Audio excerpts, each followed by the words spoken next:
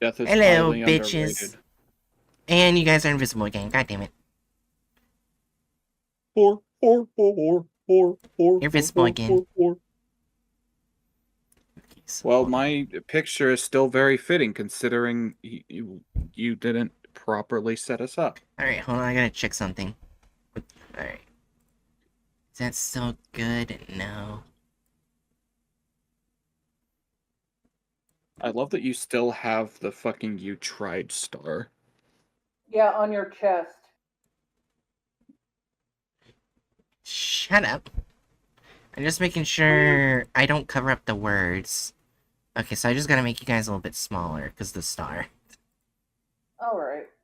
Also, are you gonna remove the "you tried" off yourself? No. Okay. Bright got 1 gold star and she's never relinquishing it.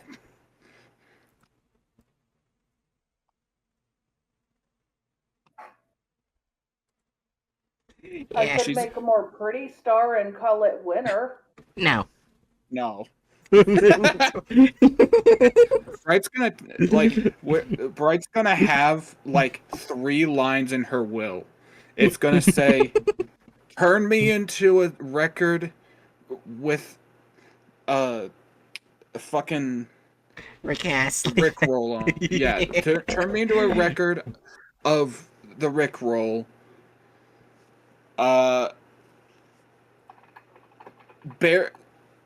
Bird me alongside my "you tried" star, and fuck you hatchet. That's gonna be Bright's will.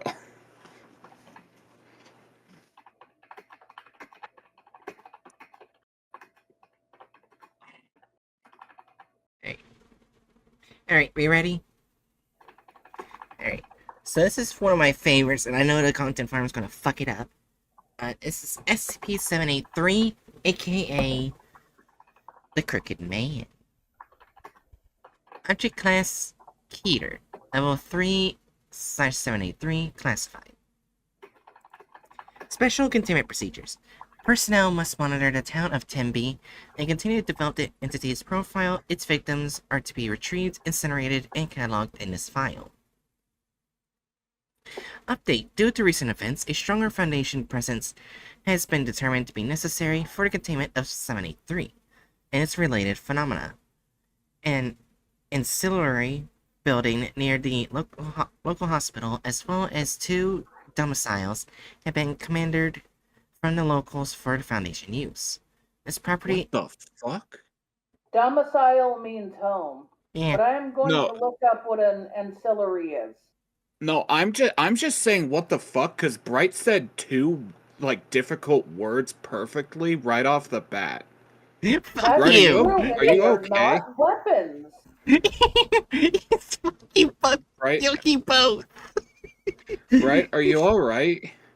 Yes, fuck you. Right. Blink twice if you're safe. I hate you. Oh, you know what an ancillary building is? It's basically the subsidiary of a factory.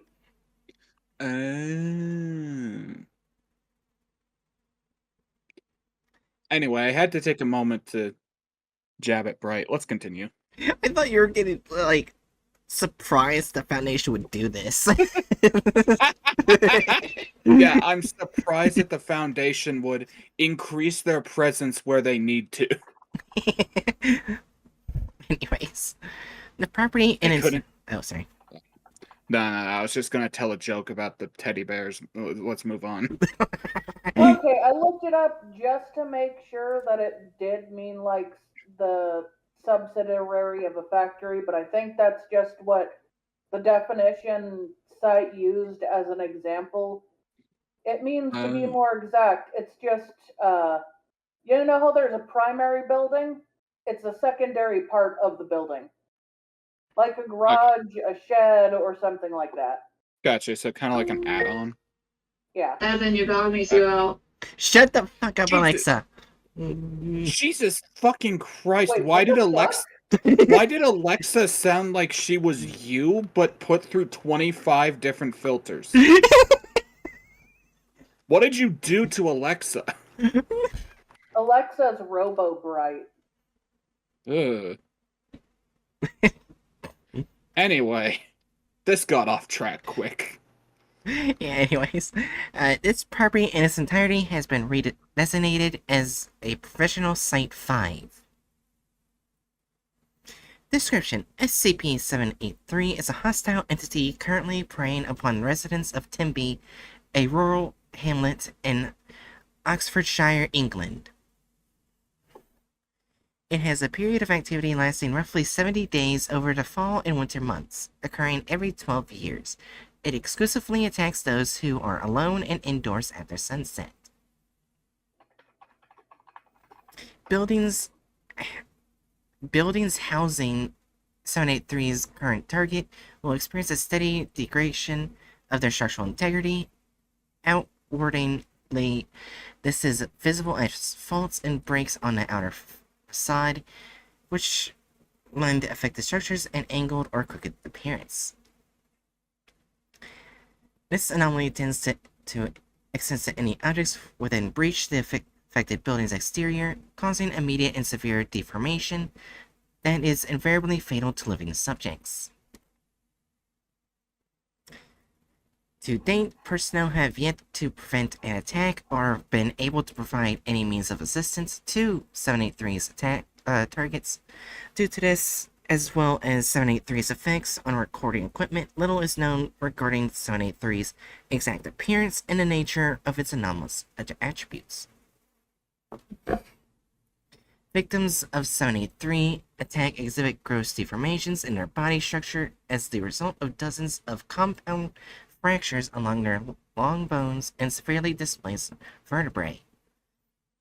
These are healed via the rapid generation of excessive cartilage and... Fuck, how do I say that? Where are we? Yeah, which word? Wow, the highlight is terrible. It's Osseous tissue. Got it. Osseous tissue. Victims display hyperelasticity of their epidermis and musculature to accommodate the extra tissue, with one subject's forearm extending over 2.4 meters and another having a recorded height of 12.5 meters. Imagine having an arm that's longer than some buildings. Yeah, they won't be able to jack off anymore. Anyways, sorry. Do you have any idea how long 12.5 meters is? Yes, I do. Anyways. Well, okay, then tell me how long it is. Long as fuck. Anyways. That is approximately the size. 41 feet. That is approximately the size of the female Titan.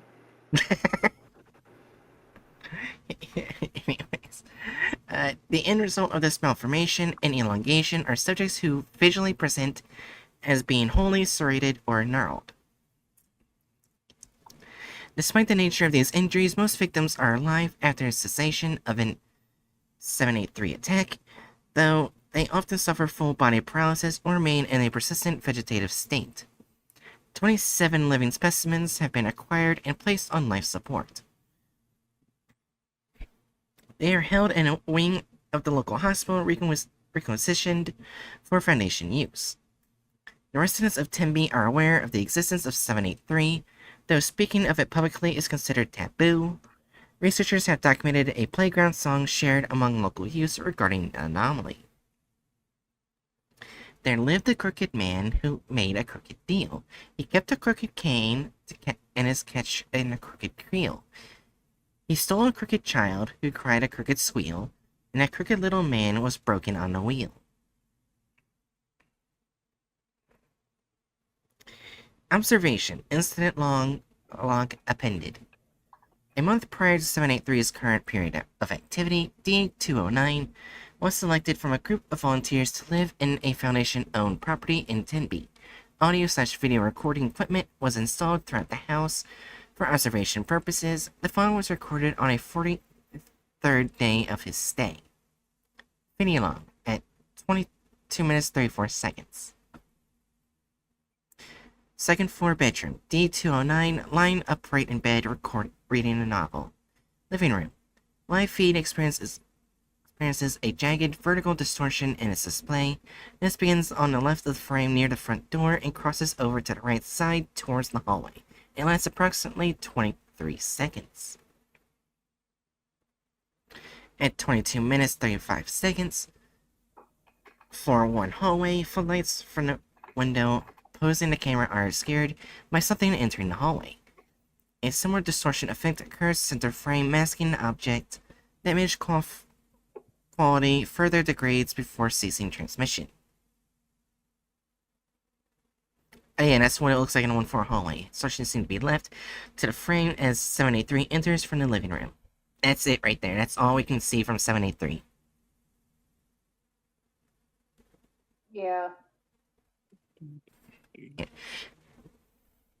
Little squeal. Anyways. Second floor bedroom, D209 jerks upright alert, claims to hear a slow, prolonged scratching sound coming from the first floor. He begins to get up out of bed. Note: 783 manifestation confirmed, visual distortion taken to be an indicator of 783's physical placement within the house. At 22 minutes 36 seconds, second floor stair, image becomes wavy and distorted, movement can be seen, though the interference is such that no details can be made out. Second floor bedroom, slow, deliberate footsteps can be heard ascending the stairs. D209 attempts to open the window and escape to no avail. At 22 minutes 37 seconds, second floor bedroom D209 hears a small lamp from the nightstand and makes several attempts to smash through the window. Second floor hallway. Sudden video corruption affects this feed as 783 moves directly in front of the camera. The image resolves over the span of 33 seconds as it moves further down the hall. At this point, the only affected area on the recording is immediately outside the bedroom. Second floor bedroom. D209 freezes. A knock is heard at the door. At 22 minutes 38 seconds, second floor bedroom. D209 approaches the door, wielding the lamp as a cudgel? Yes. Okay, Basically as a weapon. gotcha. Yeah.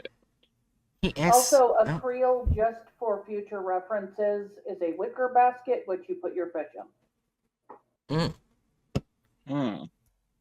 Huh. So in the song, it was literally singing about how he made a corrupt deal and he kept his fish in a creel and then he stole a child and killed them over a wheel. So probably drove over them. yeah. Sounds. Wait a minute. I Yeah. don't know. Something about this just like broke my brain, and my first thought was, "Is this based on Rumpelstiltskin?" I doubt it. But I like don't the think second, yeah, like the second that my brain came to it, I'm like, "What is the association there? That makes no sense." Yeah, Yeah. no. It's the Crooked Man, which it's just a different version of the Crooked Man. Yeah. It's SCP version. This one has a cane, and he made a crooked deal. I don't know what that deal is. I don't know if it has to deal with either the child or fish. I don't know why the fish was brought into this, but Hey, is it to say he eats fish, or did he trade the fish for something? I don't know. Does he fish sell have the every fish? I right don't to be know. in whatever they want. Well, yeah, but tell me, what part does the fish play? Whatever Well, part the fish wants to play. well, if there's a story Okay, about that's fair. 783, we might find out. Anyways. But also, I didn't realize that the Crooked Man was something that existed outside of SCP. Yeah, it's Yeah, no. an old rhyme. You want to know the original rhyme? Yeah. Yeah, sure. Yeah, I knew it existed at SCP because I played a horror game that was based off of not the SCP Crooked Man, but the actual Crooked Man. Huh. Yeah, it was really good. It was terrifying.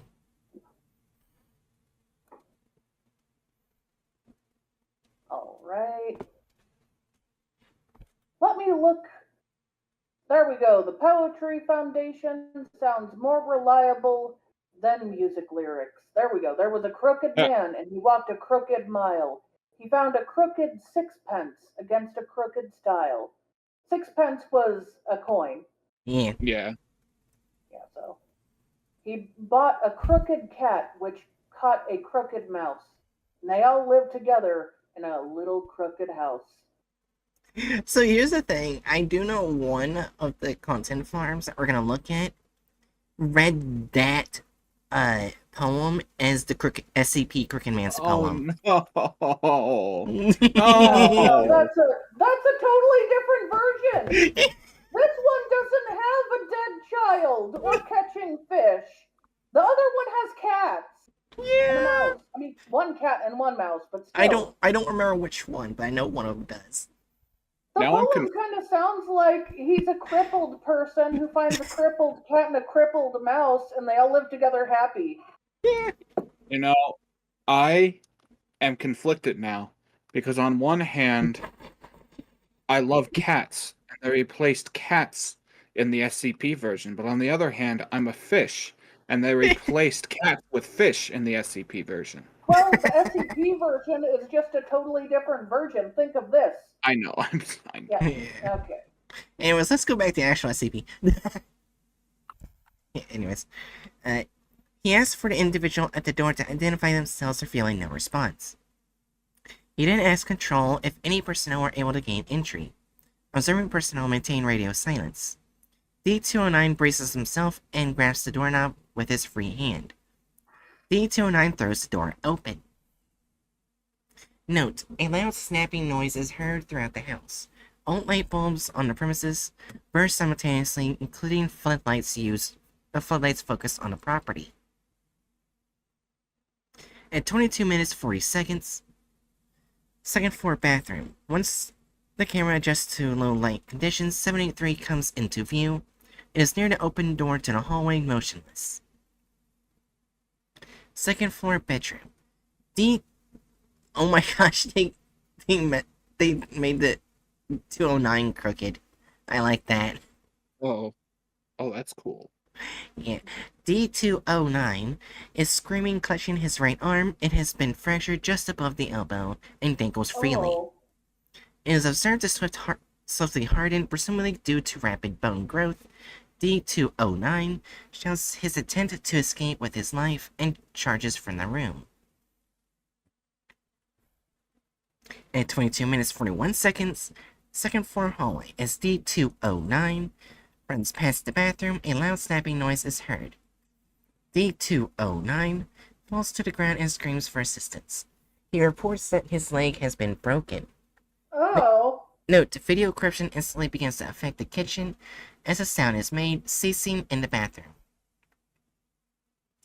At 22 minutes 45 seconds, second floor hallway, D209 is able to bring himself to a stand. He displays his right arm for the camera, which has been broken below the elbow. It is angled to the opposite direction from the previous fracture. D209 curses observing personnel, but reports that his pain has mostly subsided. He limps towards the stairs. Second floor stair. While trying to navigate the stairs, D209 trips and falls. 12 loud snaps are heard in rapid succession. Upon coming to rest, D209 exhibits several more fractures in various places along each limb.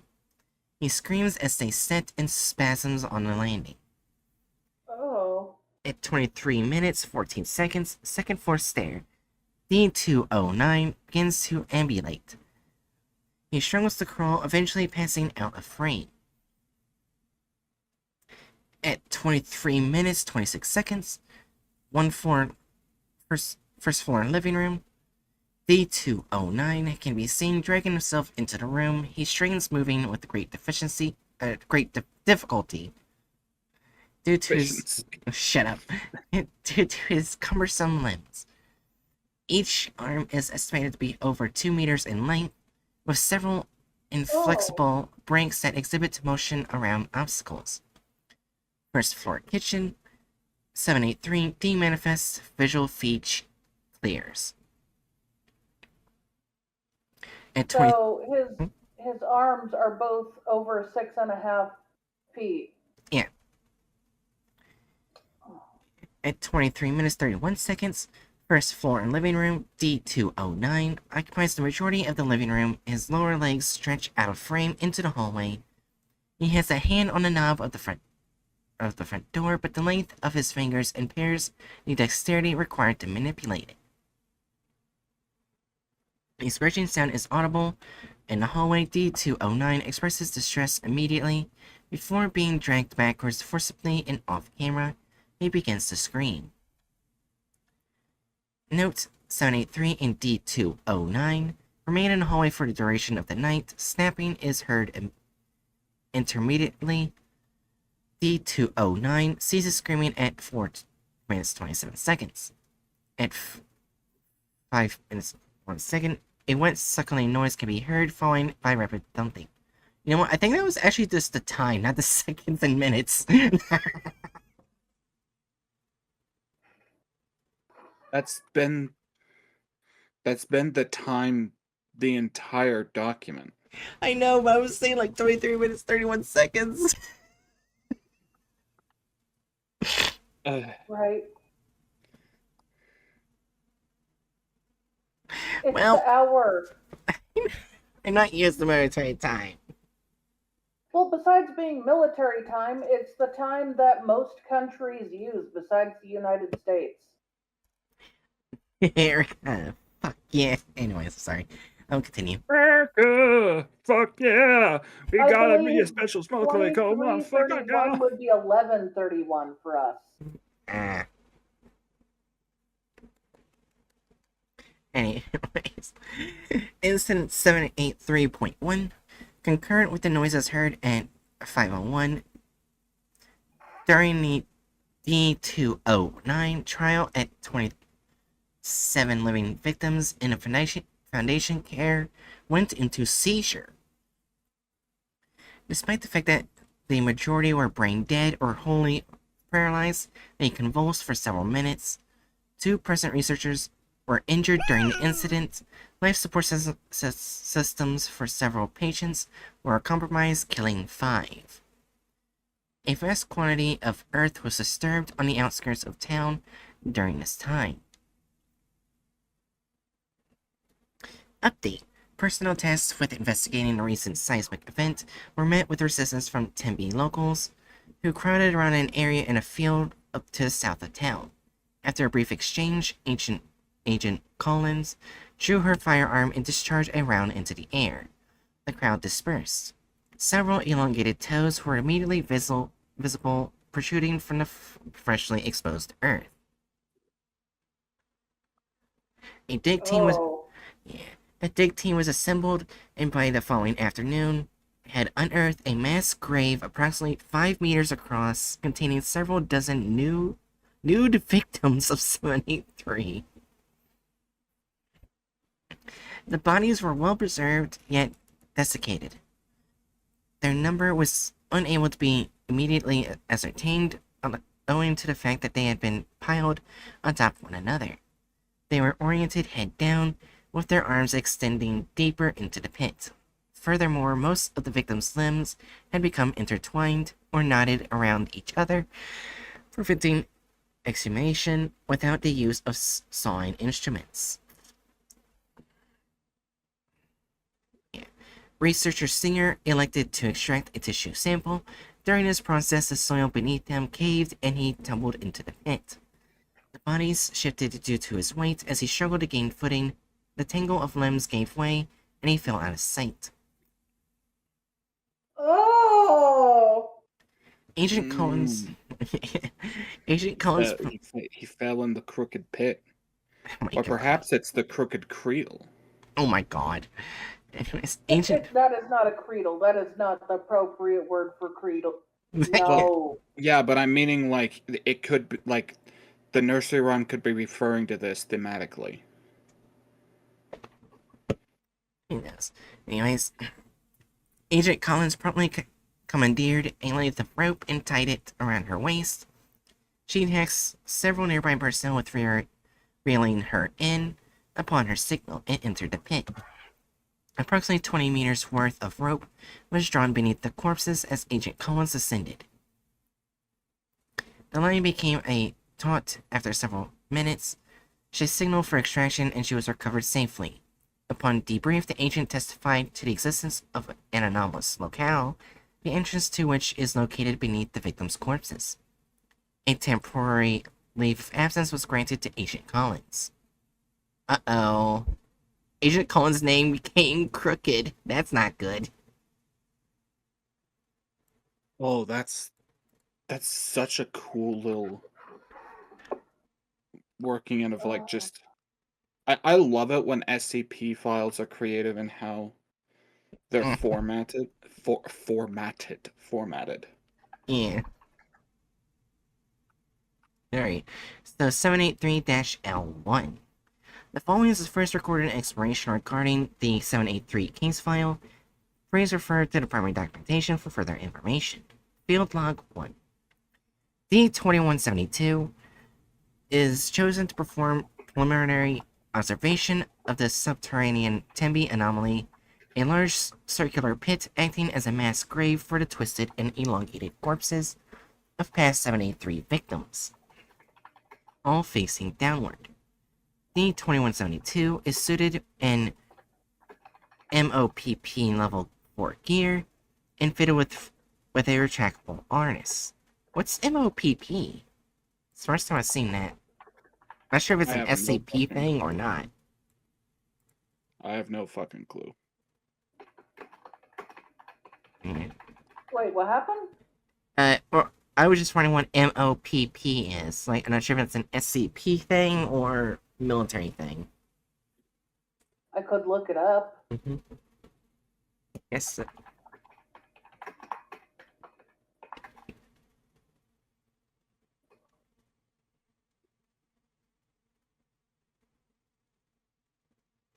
Yeah, I wonder if anyone on SCP Reddit ever went here and took a picture. MOPP can mean medical, electrical equipment safety, or military protective gear.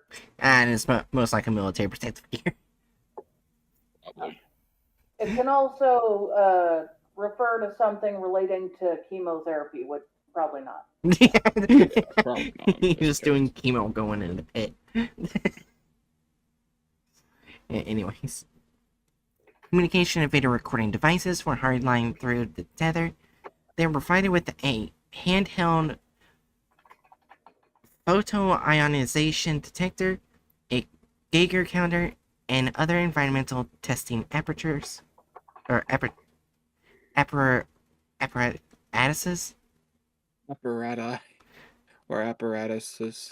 Got it. Also, I almost want to give you a pass for mispronouncing Geiger counter as Geiger counter. Because it sounds like you're saying that it's some kind of device used to measure gaze and gayness. The Geiger counter. Geiger counter.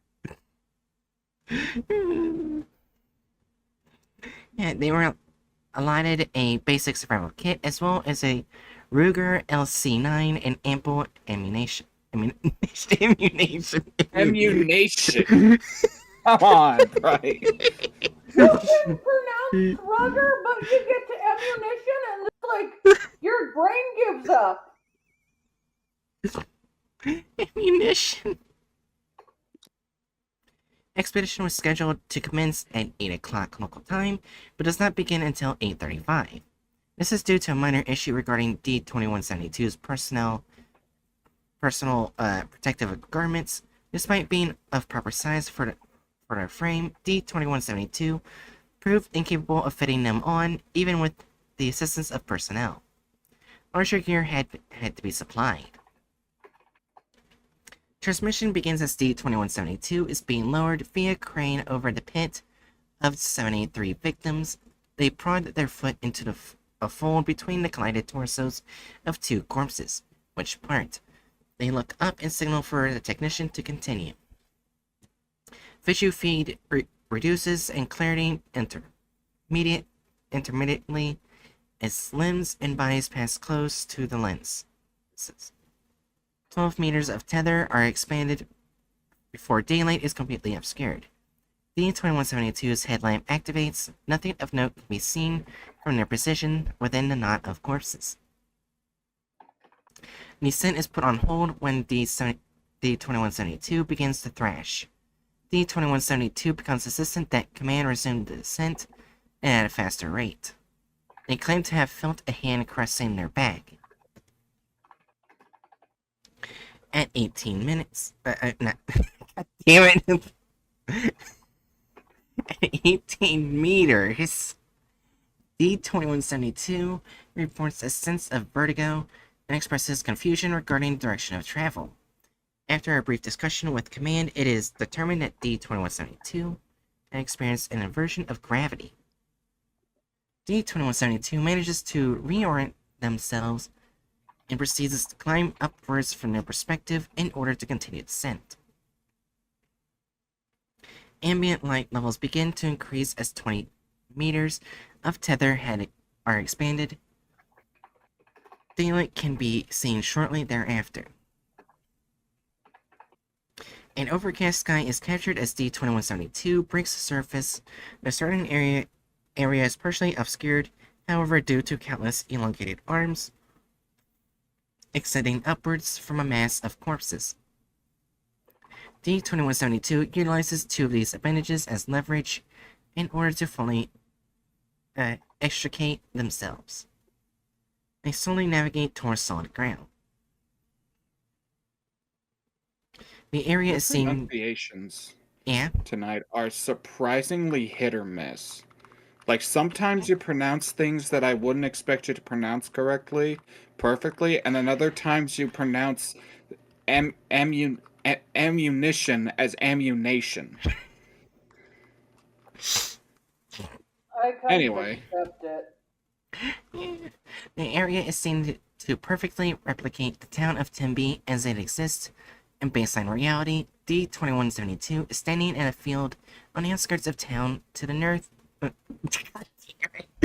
the north? North?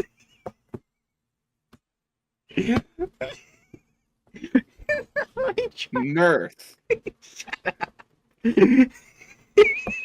Are you okay, Agnes? Did her bad pronunciation hurt you? No, I'm just baffled. North. Back to the SCP. North, West, South, and Est. Maybe she was trying to do a really bad British accent. No. To the north is a small stone cottage. Anyways, to the north is a small stone cottage belonging to Mr. John Myers, and beyond that, the main road into town. D-2172 turns for a paranormal shot. Sparsely wooded areas and fields border D-2172's location in every other direction, confirming that this replication is absolute for as far as can see. Thermal and atmospheric readings match those in baseline. D-2172 disengages their harness with audio-visual feed, converting to a wireless stream via a relay device. D-2172 is then instructed to use their photoionization detector to take a head sample of the soil. While D-2172 is testing the sample, researcher West notices an oddity regarding the soil surrounding the mass grave on D-2172's end. Upon playback of the footage, dozens of marks can be seen in the soft earth. The pattern of these markings suggests that they had been created by fingers being drawn through the ground. This is noted by command. D-2172 is not informed of this development. Oh. Oh. Sorry. Mm. Does that mean that we're all buried alive? Probably. Yes. D-2172 reports that no contaminants have been detected. Command instructs them next to proceed to Myers College.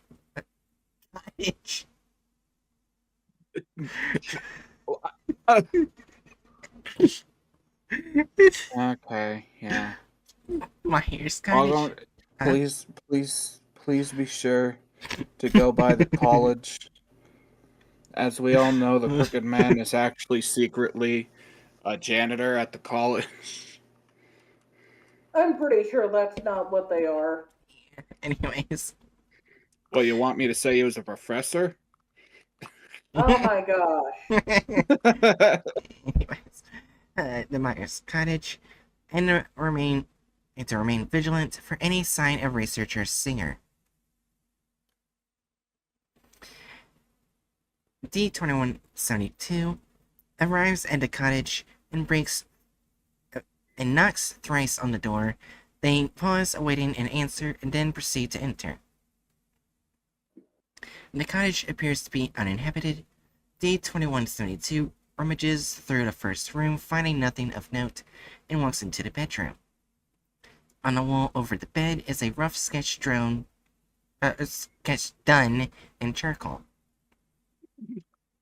It depicts the upper body of a reclined humanoid figure holding a rod or staff. Its free hand is outstretched above the headrest. D-2172 is instructed to approach and inspect the drawing. D-2172 is hesitant, professing to feel a great sense of unease while in the drawing's presence. They advance slowly. With each step in its direction comes a decrease in quality of the video feed, which begins to break up. By the time the drawing is within arm's reach, the video feed is obscured by heavy amounts of static. The audio is drowned out by a shrill whistling noise before D-2172 can touch the drawing. Command orders them to withdraw. They acquiesce. What was that? Acquiesce. Acquiesce. We can't blame you on that one. That is a tough word. Yeah. And back away. Interference is reduced to nominal levels. D-2172 is permitted to exit the premises and explore the village proper. D-2172 walks in silence for a few minutes before the road sign for Temby becomes visible. They travel down a bend in the road, where on the ground they find a single work boot. Picking it up and turning it over in their hands, it becomes clear that it matches those belonging to researcher Singer. D-2172 intuits, yeah. The direction Singer could have been traveling and points out a nearby home.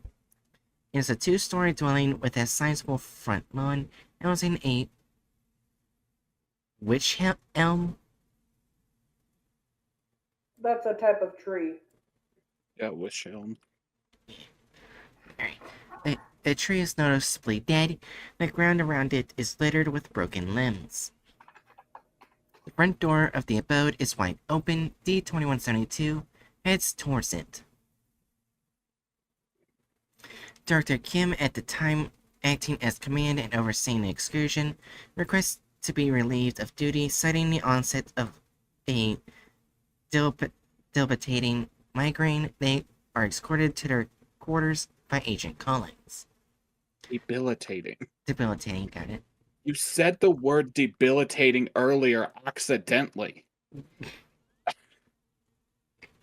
I can't. Also, let me show an image so you have some idea of what a witch elm looks like.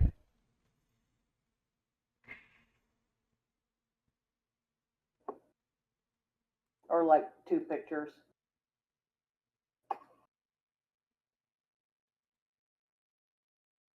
Ah.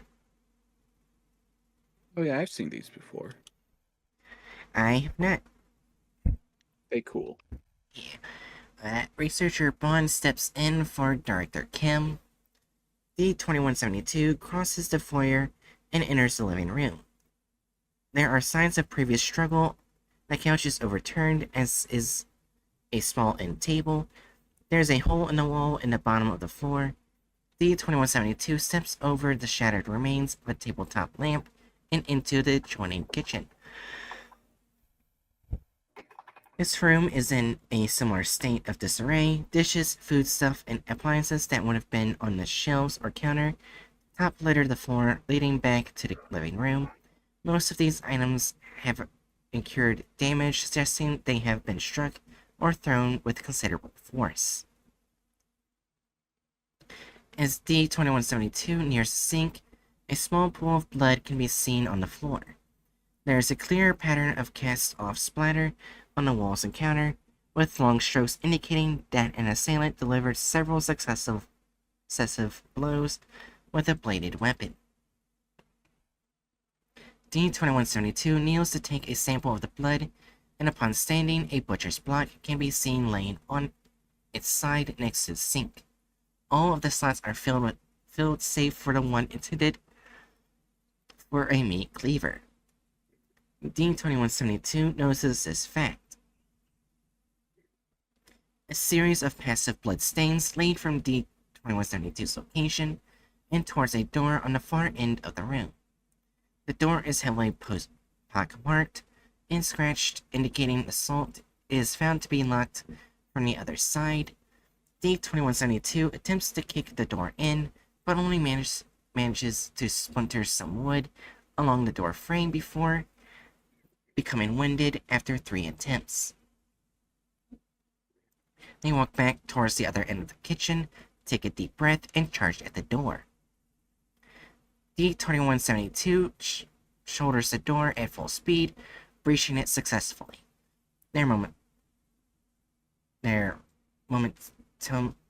Fuck. Come on, you You know okay? this word. Momentum.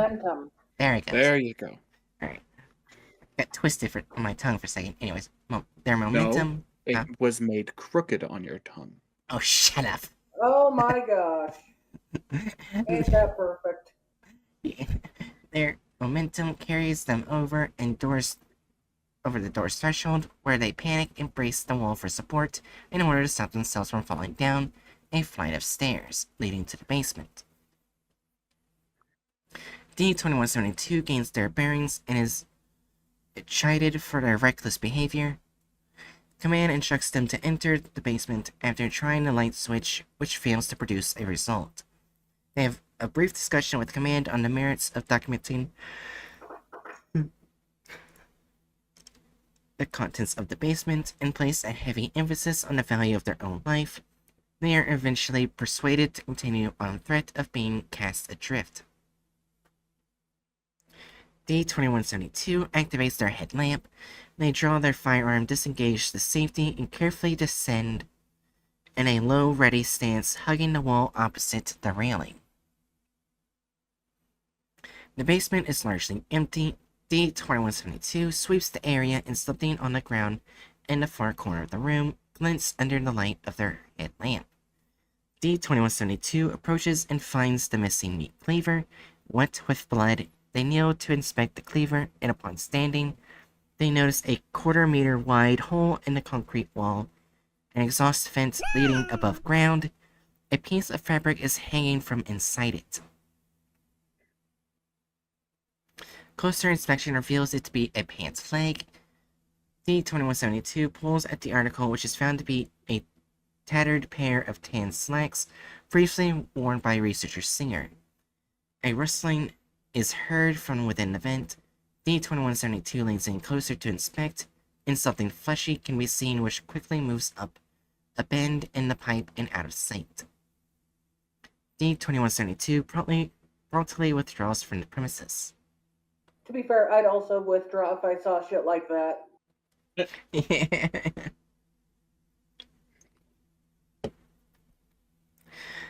Due to the discoveries within the domicile, researcher Singer is presumed to have been killed in action.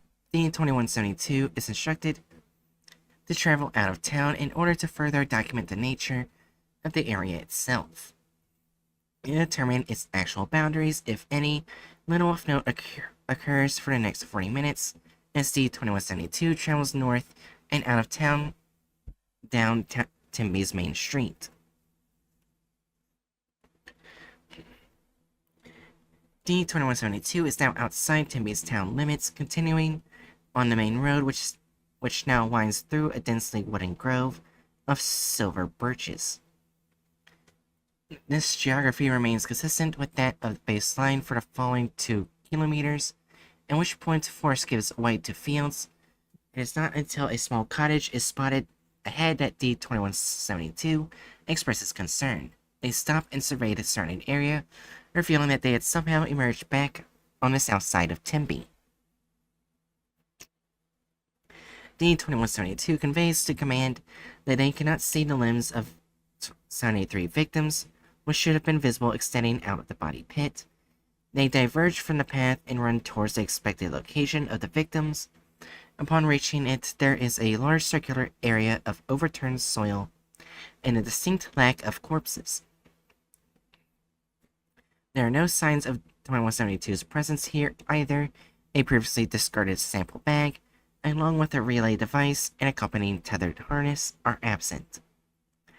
D2172 begins to panic and is instructed to hold their position while command decides upon a course of action. Researcher Bond confers with the on-hand technician to confirm the status of D2172's harness. It is relayed that it had not been retracted prematurely, nor had any length of tether been expended since 2172 set aside their harness. After some deliberation, it is determined that D2172 has possibly entered an interactive spatial zone situated adjacent from their original area of entry. It is then decided that exploration beyond this point would best be handled by personnel experienced with excursion of this nature. D2172 is instructed to follow the road back towards the entry point. D2172 is traveling down the road through a silver birch forest at a brisk pace, it idly conversing with command. It is as they remark on the absence of any form of life that a rustle of leaves can be heard. D2172 turns towards the source of the noise to find the naked body of an elongated 783 victim. It is sprawled across the road, unmoving a few dozen meters away. D2172 swears loudly and then turns to continue on the path.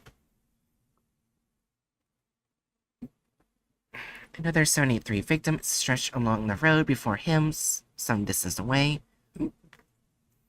also unmoving. D2172 withdraws their firearm and takes a step towards it. A rustling and snapping sound can then be heard behind D2172, who again turns to face the victim behind them. Although the body's position remains unchanged, it is clear that the trunk and arms had grown and elongated, twisting and breaking, placing them closer to D2172's position. More snapping can be heard once again from behind D2172. They rapidly turn to fire at the 783 victim, bearing their path, whose neck had elongated but bent such that it placed their head roughly a meter away from 2172, at eye level. Though several rounds of discharge directly into its face, it elicits no reaction. Snapping can be heard once again from the observed victim behind D2172, who absconds from between the entities by running off the road and into the woods. D2172 runs for several minutes eastward, ignoring command's advice to keep the road within view. They eventually stop to catch their breath and recuperate, coming to rest momentarily on a large rock. There is no sign of pursuit from the 783 victims. D2172 uses this opportunity to reload their firearm. Upon holstering it, they take some time to consume an MRE. They consult with command on their relative position and determine the proper direction of travel.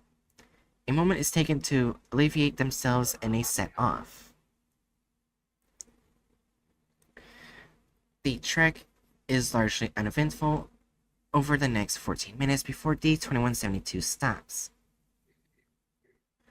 They claim to feel minute vibrations in the ground, coming in short, punctuated bursts. Now they are assured that the sensation may be attributable to the unstable region of space-time in which they are in. Something that should not be concerning. They insist on remaining still, listening. They inform command of a muted, thumping noise. Coinciding with the vibrations, this is not picked up on the audio.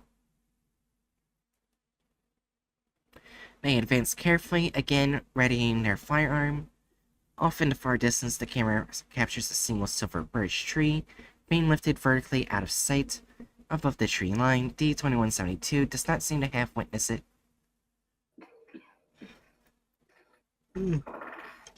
As command attempts to communicate this to D2172 and comes back down through the treetops much closer to D2172 and impacts the ground with enough force to shake the ground. It can now be seen that despite its thickness and molten white coloration, that it is not in fact a birch tree. From D2172's vantage point, it cannot be seen to have any branches, and it extends to a point somewhere above the canopy. D2172 is instructed to approach and physically inspect it. Before they can act upon this, another such object comes down directly next to D2172, knocking them to the ground. Once on their feet, they approach a second object. They pause once they see the faint impression of ridges and grooves running along the object's sides and opposite of it. A flattish, horny nail plate, D2172, fires at the object and draws blood. It quickly withdraws. A deep, protracted scream animates from above D2172, who breaks into a run. D2172 runs through the forest, swearing incessantly and begging for some form of assistance or support from command. As they run, more objects crash down around them, seemingly trying to hit D2172 directly. They break from the forest. They are now on the northern outskirts of Temby as D2172 hurries to close the distance to town. Another of the unidentified objects collides with D2172, knocking them on their back. The object comes to a rest beside D2172, taking up the majority of the visual feed. D2172's gaze follows the object, tracing up its length. Without the obstruction of the canopy, it can be seen to bend and twist, terminating several hundred meters in the air. D2172 screams when they discover its source. The nude form of researcher Singer is suspended high in the air, balanced on elongated and grossly enlarged fingers.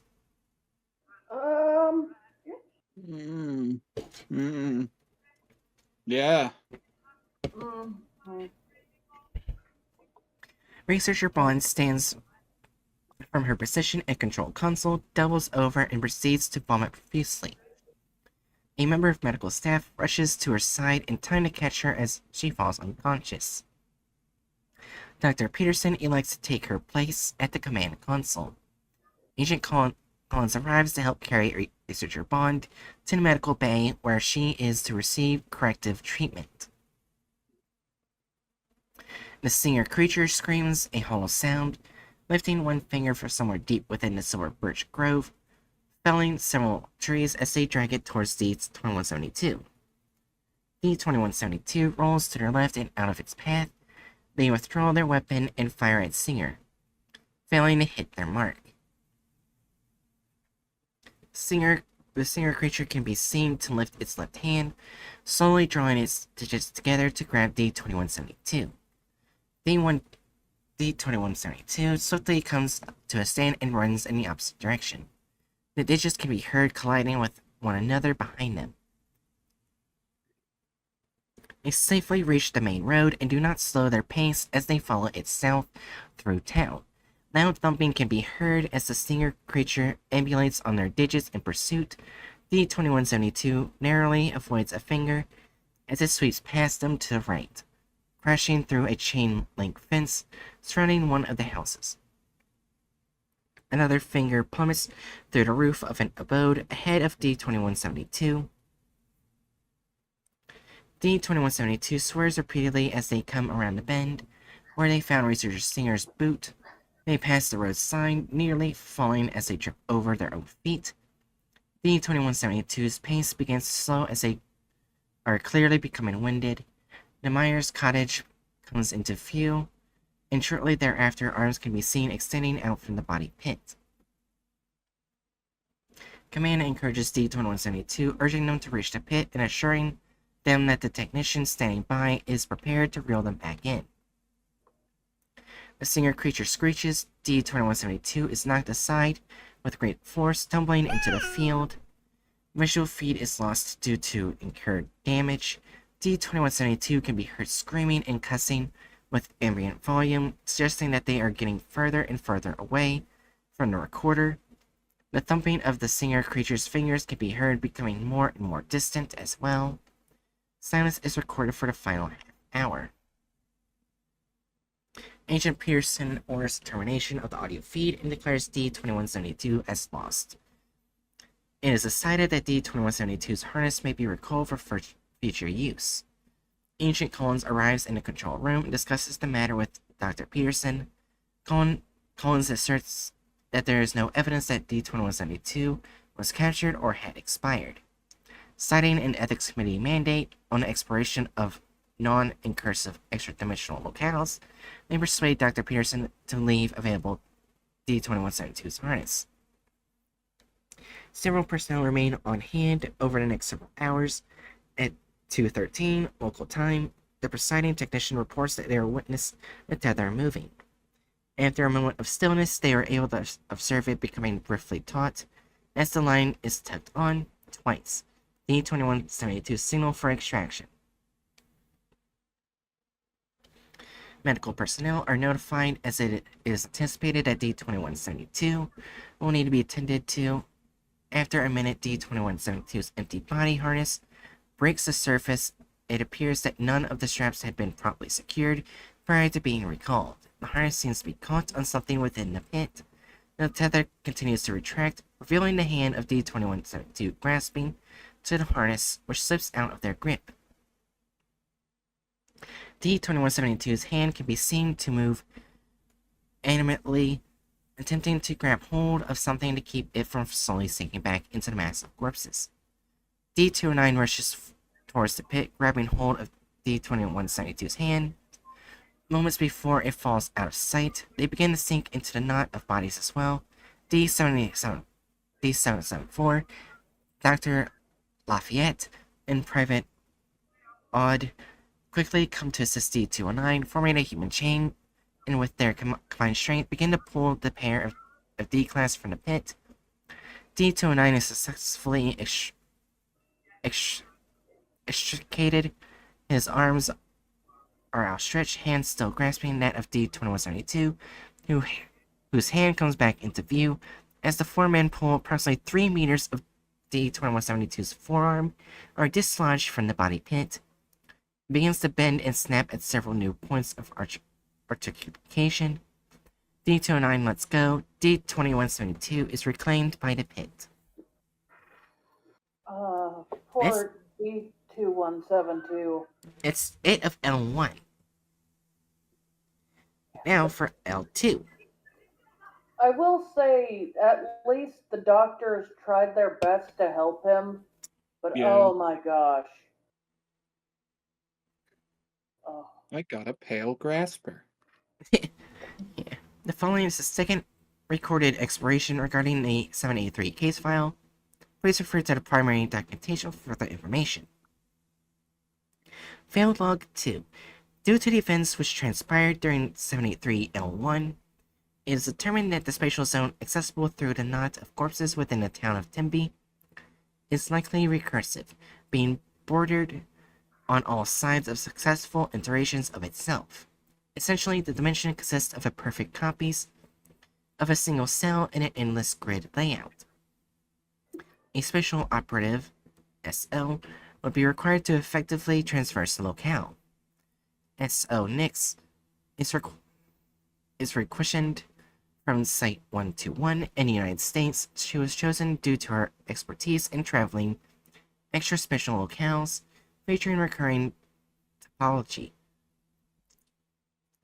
Having personally mapped 27 iterations of SCP Redacted, engineered a supply line for Mobile Task Force Tierfine Black during their second tour of SCP Redacted, and having successfully navigated an escape route through Site Redacted during an emergency extraction of assets. After a full debriefing and several viewings of D-2172's exploration log, SO Nix spends her first week on site personally inspecting the town limits of baseline Temby and denoting points of interest along the wooden outskirts of her personal map. It is only after she had acquainted herself with local topography that she requisitions the materials from HQ and makes final preparations for her dive into the Temby pit of corpses. On 8th day, SO Nix returns to the site with the following. Equal to 1,000 referencing exit markers, REM, a prismatic compass and a map of Temby, sufficient rations for a 3-day excursion, wireless AV surveillance camera, an M1014 shotgun with side saddle, 12-gauge buckshot, X16, a shotgun shell bandolier, 12-gauge buckshot times 20, 12-gauge slug by times 36, 124-inch machete, Unit K9121, 2-year-old Dutch Shepherd Taphos. They just had to include a pooch. Yep. Agent Collins is chosen to oversee command during the excursion owing to the sickness which had affected her colleagues during the previous expedition's broadcast. SO Nix spends an hour in the evening practicing quick load maneuvers for her firearm. By noon, she is outfitted in full tactical protective gear. Both SO Nix and K9121 are lowered through the Temby mass grave, one after the other at sunrise. Once within Temby replica, SO Nix is able to repair the relay device installed during the first expedition by D-2172. The camera feed activates. There is a light, early morning fog permeating the air as the feed activates. SO Nix scans the surrounding air fields and farmlands. Identifying no immediate threats, there is no sign of D-2172. She turns and calls out to K9121, who is partially obscured by the arms reaching up from the body's pits tangle of corpses. As K9121 comes around to meet up with SO Nix, it passes beneath a low-hanging limb from one of the bodies, which breaks with an audible crack. The gnarled limb stops just short of touching K9121 before it is swiftly severed by SO Nix's machete. As the pair depart, intermittent cracks can be heard from the grounded appendage as it continues to convulse and fracture. The first 15 minutes of their travels consist of heading in a southeasterly direction, gradually identifying memorized aspects of the environments, such as fauna and rock formations, flanking the wooden path out of town due to lack of life forms. The only sounds are crunching leaves as they progress.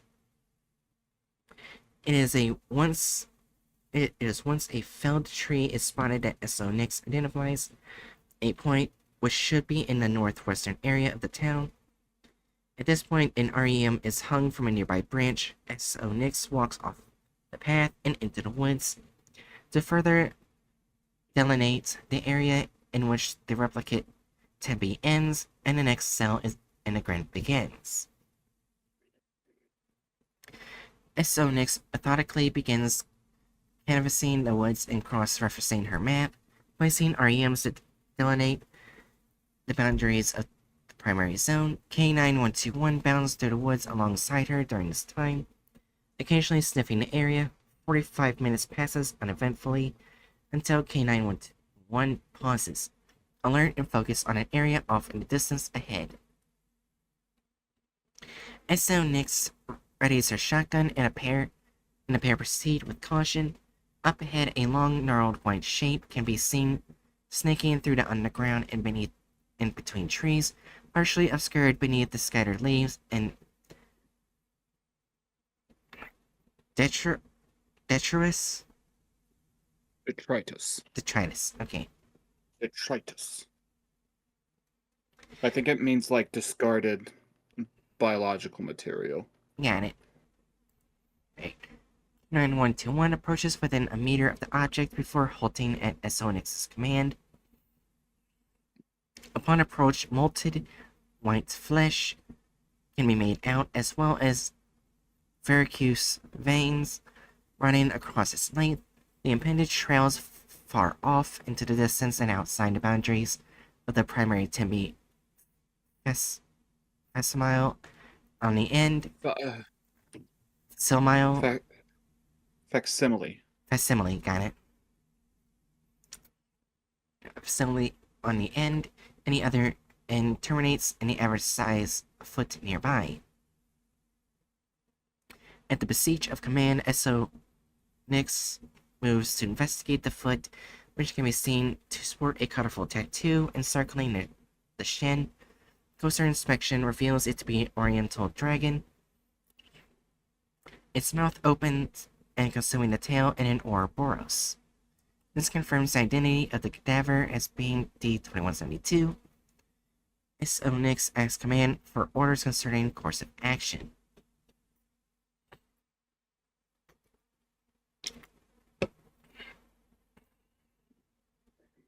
An alarm is set off within the base. Command is notified that Dr. Lafayette has escaped their quarters with the assistance of D-774.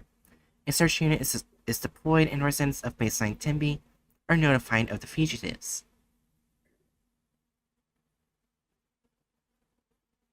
Receiving no guidance from command, SO Nix states her intention to follow D-2172's limb through the woods and into this next cell in the grid. She calls K9121 to her side and they begin walking. 3 quick bone-splintering cracks can be heard behind the pair. SO Nix quickly turns, drawing her shotgun to see that the ankle of D-2172 has snapped and twisted such that the foot is raised off the ground and slightly coiled. Toes pointing in her direction, K9121 puts itself in front of her, raises and hunches and emits a low growl. SO Nix backs away slowly. She puts an additional 3 meters between herself and the foot, with no signs of further movement from it. She whistles for K9121 and they continue following the limb. The two follow D-2172's leg for approximately 1.5 kilometers, where it then zigzags up a nearby incline, crossing perpendicular to a dirt path that ascends a rocky hill. Checking her map, SO Nix identifies herself as having arrived at the base of Shallow's Peak, Temby's highest point of elevation, which lay to the north of town. She attempts to radio command to no avail, then reports that she'll ascend the hill in order to use the elevation to canvass the area and provide a sitrep. The ascent takes roughly 20 minutes. Dr. Lafayette is recovered by a Temby constable after trying to enlist the help of local police. They are brought back to base. Agent Collins leaves the control room in order to aid Dr. Lafayette and ensure he receives the proper medical care. D-774 was shot and killed during a confrontation that led to Dr. Lafayette's capture. Their remains are returned to base. Cresting the second leg of the hill, the trail can be seen to lead alongside a rocky wall before ending at the mouth of the small cave. SO Nix notes that this cave does not exist in the baseline Temby.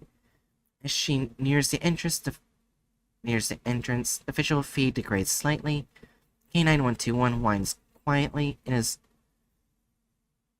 assuaged by S.O. Nix. Assuaged by S.O. Nix. In between static interference, the cave is seen to possess signs of habitation. To the right, the walls can be seen to have been carved to create small shells, speckled with indiscernible filth. An ancient cast iron littled pots sits in the center of the room atop a mound of particularly burnt petrified wood, encircled by rocks. On the left, discoloration in a roughly 3x1 area of the cave's rear suggests former existence of bedding in that corner long since rotted away. S.O. Nix takes 2 steps, and before stopping short, she looks at K9121, who remains outside the cave's entrance, head slightly bowed and its tail tucked between its legs. S.O. Nix heads over to K9121, kneels down, and coddles the animal, petting it and commanding it to remain in place. Standing back up, she moves inside to check the shells. Small bits of wicker, possibly some form of ornamentation, crumble upon being touched. Advancing to the pot, a carving can be seen on its side. When she inspects, she removes the pot's lid and gags. It is shown to be filled with a murky brown pool of stagnant water, with which floats several objects unable to be made out until S.O. Nix activates her headlamp and gaps at the sight of over a dozen small bones. Base of the most clearly visible of these, and Yolna. I'm assuming. Olna, yeah. Yeah, Olna. It is estimated that the remains belonging to an individual no more than 2 months of age. Ooh. The display is further plagued by static. S.O. Nix replaces the lid and sets the pot down carefully. She pauses momentarily, partly stands and staggers, and then proceeds to fall to her knees and vomit profusely. She curses slightly and sniffles afterwards for a minute, obscuring the camera feed as she wipes her face. Looking up, a small nook in the cave wall can be seen, foot level. Beside where the bed previously lay, something small and brown is inside it. S.O. Nix takes a few deep breaths and then raises to a stand. Static builds as S.O. Nix crosses over to investigate. She kneels, reaches her hand inside, and pulls out the object. The visual field is overcome by white noise, though S.O. Nix can still be heard, who reports finding some form of diary. Flipping through the first few weathered pages reveals a little of import. Any content that may have once been present as long since faded. She continues to scan a document when a hollow popping noise rings out.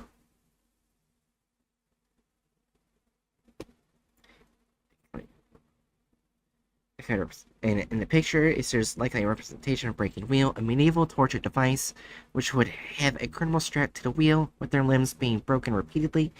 Victims would be kept alive in this state until they succumb to their injuries. Guessing this is in the cave.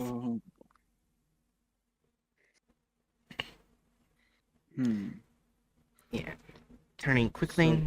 Huh? There once was a crooked man who made a crooked deal. Crooked cane, crooked creel. So maybe the crooked man was originally just a guy who made a deal with someone to fish up some kind of protected fish, and then he was put to death using this wheel. And it does have like a childlike bone in I there. think I understand what's going on. Oh? The crooked man was actually a child. Ooh. Because of the bone being belonging to a 2-month-old child. Well, no, think of this. The the crooked man made a crooked deal, but then it talks about the person fishing and a child being broken over a wheel. Oh, yeah, that's right. Child being broken over a wheel. Oh, yeah. So then. It might have been the dad made a deal to get the fish, and they were the one who was carrying the fish, but the child ended up getting blamed and put under torture. Mm. I love these sorts of little mysteries put together in SCP articles. Yeah. That is horrible. It makes sense now, and I hate it. Yeah. Yeah. Alright, continue. We might find more information. Turning quickly, no immediate threat or change in surroundings is seen. K9121 begins approaching cautiously. Another sharp. Wait, I think I know. I think I have a better idea. Oh? The person who blamed the child probably was a noble or something who caught the fish without with hoping that they wouldn't be caught. So when it was found out the fish, like that they were caught over the fish, instead of fessing up, they blamed the child, and everyone believed him because he was the noble. Mm. That's I why don't know, they that- took the child and put him over the wheel. Back then, a noble's word was a lot stronger. Normal people were typically serfs, which were basically indentured servants. Well, yeah, but I'd just say that that's a lot of information that we like. That's an idea that's largely based on a lot of information we don't have. Yeah, we don't That's actually. fair. I guess we really don't know anything about. We don't know when the Yeah. pit started Yeah. happening or when it happened and everything. Yeah. We don't know what Yeah, the age. And I want to be very clear when I say that we don't have that much information. That's very clearly by design. I think this is definitely one of those SCPs that's like encouraging you to try to come up with explanations, because I mean, as humans, we tend to want to try to piece things together like this. Goddamn, do I want to piece it together? Here's the thing. I kind of want this tattooed on me at some point, like this image. No. Right. Listen. Don't put a torture device on your body.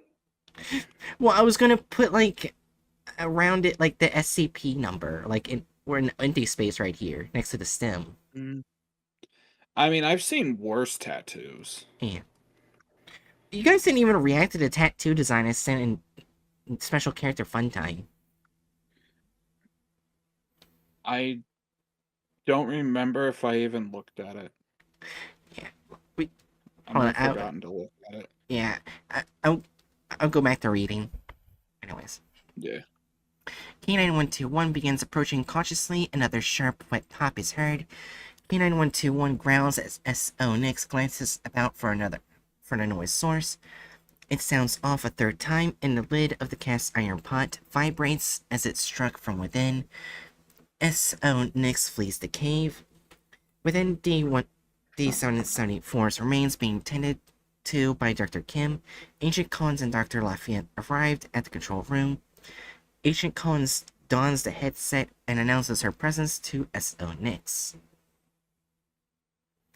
S.O. Nix has reached the top of Shallow's Peak by the time Command is able to reach her, and relays the events of the previous hour. From her perspective, she is clearly able to see both the replicate Temby to the east where she entered, as well as the iterative copy to the west, in the cell she now occupies.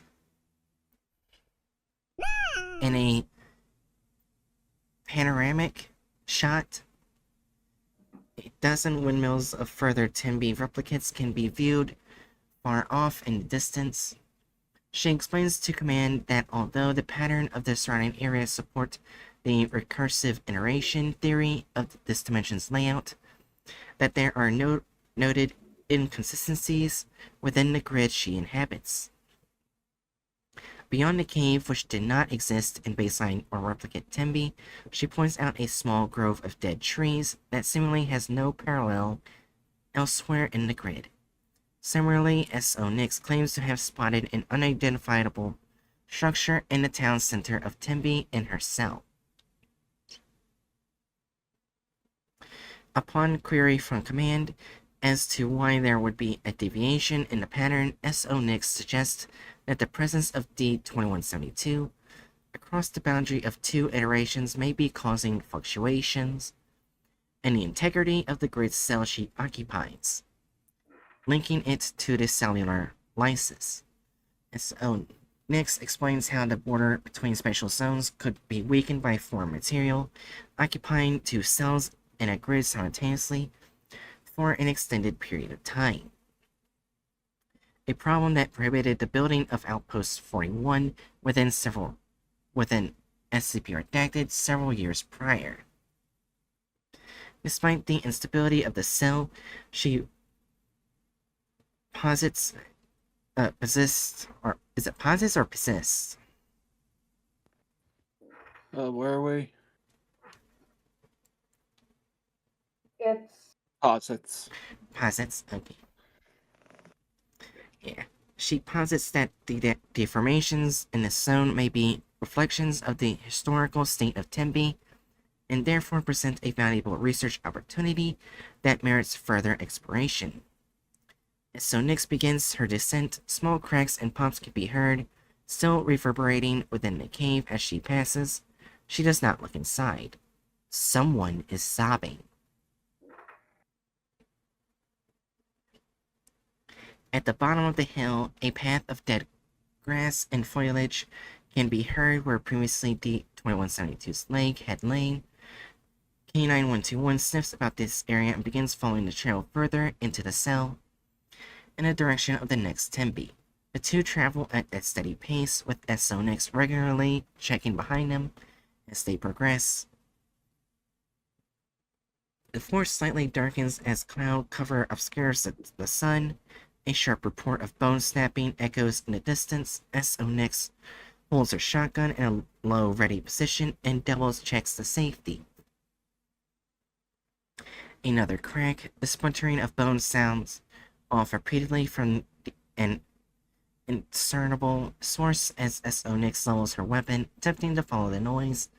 Another crack. Small branches and leaves fall and flitter about as the foot of D2172 emerges from the canopy.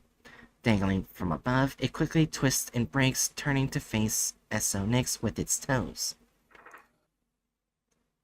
It is immediately met with three rapid bursts of buckshot. The appendage dangles loosely, dripping blood from its shredded remains.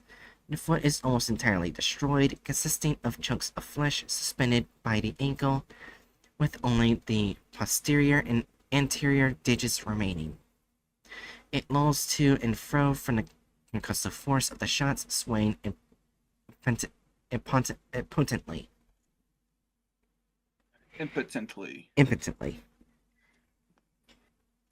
K9121 snarls and barks at the appendage. S.O. Nix keeps her weapon trained on it. As the two work to carefully circumvent it, it is as they pass it that the appendage swiftly plunges to the ground, trailed by several meters of the leg. The appendage is swollen from countless fractures across its length, giving it dozens of points of extra articulation. S.O. Nix breaks into a run as the coil mass begins to shift. The two barrel through the forest, K9121 in the lead, leaping and dodging over obstacles in the terrain. Behind them, a fur of rustling and banging can be heard as the leg bursts through the foliage and violently rebounds off trees, tearing through the woods in pursuit. S.O. Nix takes a sharp right, then a left, followed by another right, in an attempt to carve a path that would have D2172's leg caught up and entangled between trees. As K9121 continued on a more direct route towards town, S.O. Nix is now alone. There is a crash as the appendage ricochets off a nearby tree to her right, with the remains of D2172's foot shooting perpendicular across her path, bearing progress as the length of leg snakes behind it. As so Nyx transitions into a low slide, avoiding collision and fires into the flesh of the leg convulses as she rolls, raises to her feet, ducks beneath the limb, and breaks off running. After 5 paces, the feet shakes as she is struck from behind and falls face first to the ground. Quickly coming to a kneel, your shotgun can be seen laying several feet away in the brush. As she begins to crawl towards it, there is a quick flash of molted flesh across the feed. The limb crosses in front of her once, twice, 3 times as Nyx groans.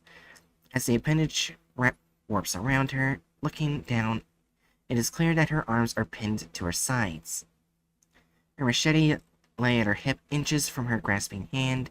As she struggles, the leg pulls back, twisting in on itself ever further, coiling about her like a snake, jerking the feet about as she is spun backwards into its many folds. The twirling ceases, and Nyx screams as the limb tightens around her. The remains of D-2172's foot comes into view. It hovers before Nyx. There is a pair of cracks as the remaining pinky and big toes splinter and fracture, forming 2 sharp prongs that pinpoint her face. It rear-backs momentarily before it lunges forward. Just as it is about to strike Nyx, there is a flurry of motion. K9121 leaps from off-camera, catching D21's foot in its mouth. The limb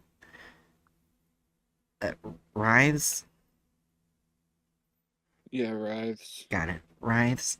As the animal wrestles with the appendage, the leg loosens, dropping Nyx. The appendage twists and curls as K9121 tears into it with its teeth, quivering in an unnatural manner. Nyx crawls towards her firearm, and they contend with one another in the background. She grabs her gun and turns in time to see the leg sweep under the feet of K9121, warp around the canine and retract in a rapid pace. The dog yelps as the leg ensnarls it, and it absconds off into the woods away from Nyx. Agent Collins informs Nyx that she needs to progress towards the next town. She is advised not to follow the limb and to consider the animal a lost asset. Ignoring command, Nyx charges after the fleeing leg. The knot of flesh wrapped around K9121 shreds a path through the forest, ripping through the brush and felling some of the smaller trees. Nyx curses and pants as she chases after it. The leg begins to draw itself upward and pull the animal's weight up alongside it and out of sight. As it drags itself away, the mass becomes caught up between a pair of trees positioned beside one another. K9121 whimpers as the leg constricts in an attempt to squeeze through. Nyx catches up, discarding her shotgun and lunging toward with a swift blow from her machete. There is a high-pitched shriek in the distance. She strikes it again and again and again. She bellows a long scream as she viciously assaults the leg, cutting clear into the flesh and revealing bone. She hacks and chops and shouts as the dog whines and attempts to free itself. The leg ceases its attempts and pulls through the trees, and instead raises sharply upwards, knocking Nyx away. The cries of K9121 can be heard above her before trailing off into the far distance out of earshot. Someone is sobbing. Nyx screams in anger. She stands shouting threats off into the wilderness after the leg, crying out for it to return, swearing retribution. It takes several minutes for her to calm down.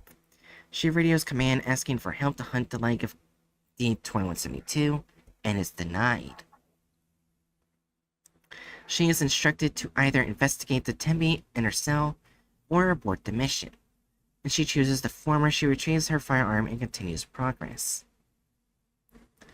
Given the distance traveled during the chase, it is not long before she is met with the farmland which encircles this version of Temby.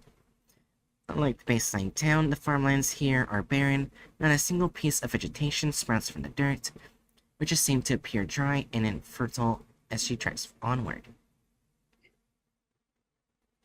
Entering the town, SO stalks silently through the streets.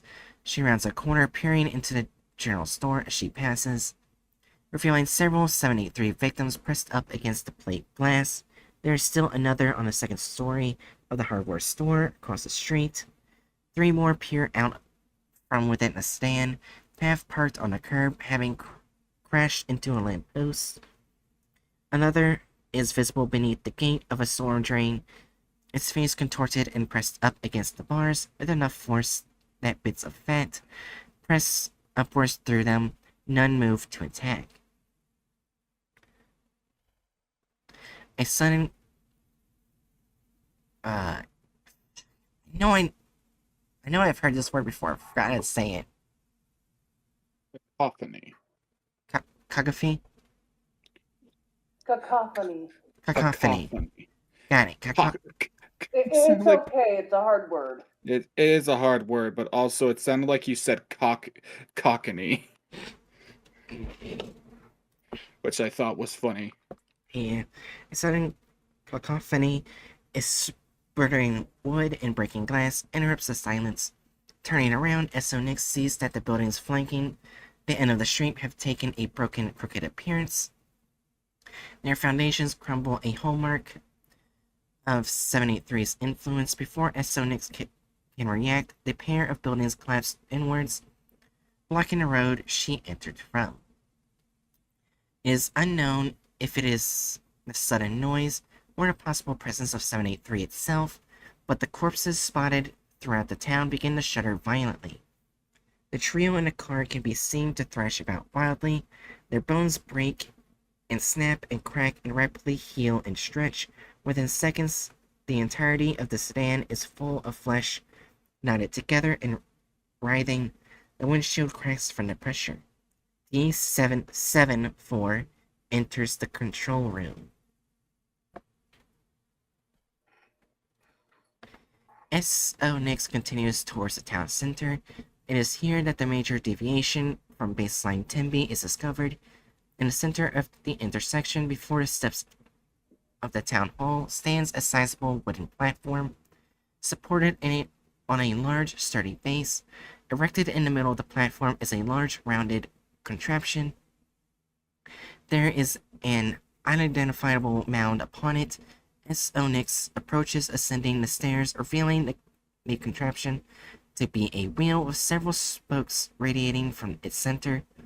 The mound is a nude and disheveled human strapped to the device face down, in each area where their limbs cross an empty space between the wheel spokes. The appendage is gnarled and broken, with their left leg swollen and grossly extended. It trails off to the side of the platform. Looking to our right, a singular piece of parchment can be seen nailed to a post on top of the stairs. The document is sensationalized proclamation of guilt, identifying an individual by the name of Hinger Wunenbald.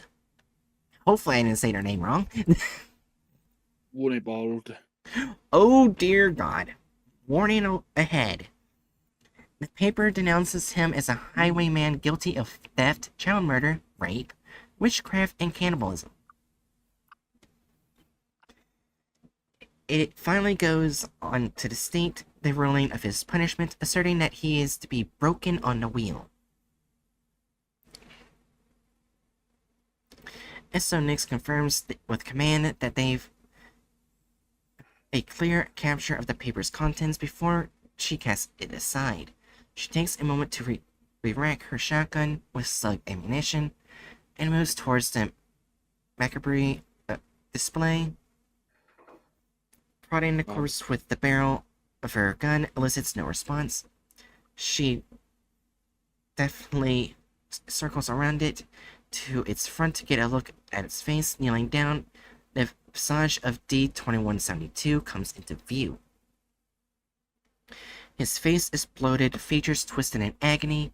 Upon verifying its identity, SO follows the length of his leg with her camera, seeing it laid off behind a nearby building. She states her intention to follow it to K9121, but is interrupted by a low moan. Turning back, the corpse of D-2172's eyes focus on her. She reels backward and discharges her weapon. Due to close proximity, a shot removes the upper part of D-2172's head. The body gurgles and seethes as she stands and fires the next 2 rounds down into its trunk, causing D-2172 to spray a torrent of blood from the remains of its mouth. S.O. Nix recoils as she is coated in these fluids. Stumbling back, there is a sickening crack as the lower jaw of D-2172 contorts and lengthens along the right side, and another snap as the left half breaks and extends. 3 more cracks see the jawline widening and lengthening.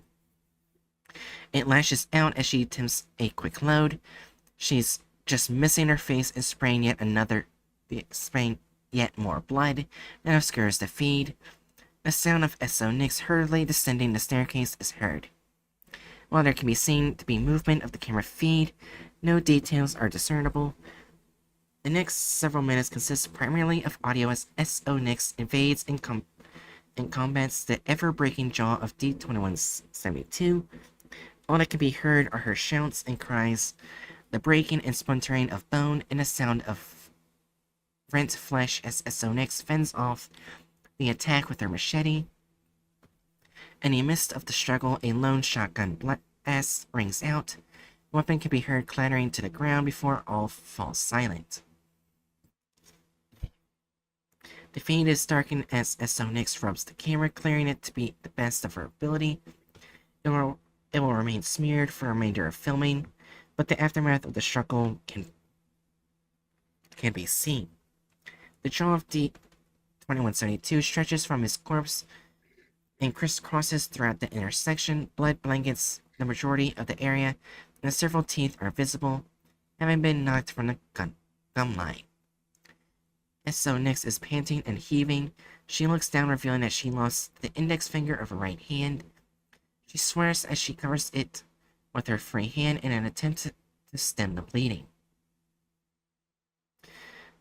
She canvases to the ground for a lost digit, which is then spotted laying several feet away. As she rushes towards it, it seizes and wriggles, snapping and beginning to elongate. S.O. Nix turns to retreat, dipping down mid-run to grab her firearm as she flees. Despite prodding for command, S.O. Nix does not return to the execution platform to scour for more evidence. She instead rushes along the length of leg trailing from D-2172's corpse. She curses over the radio at Agent Collins, casting her helmet aside.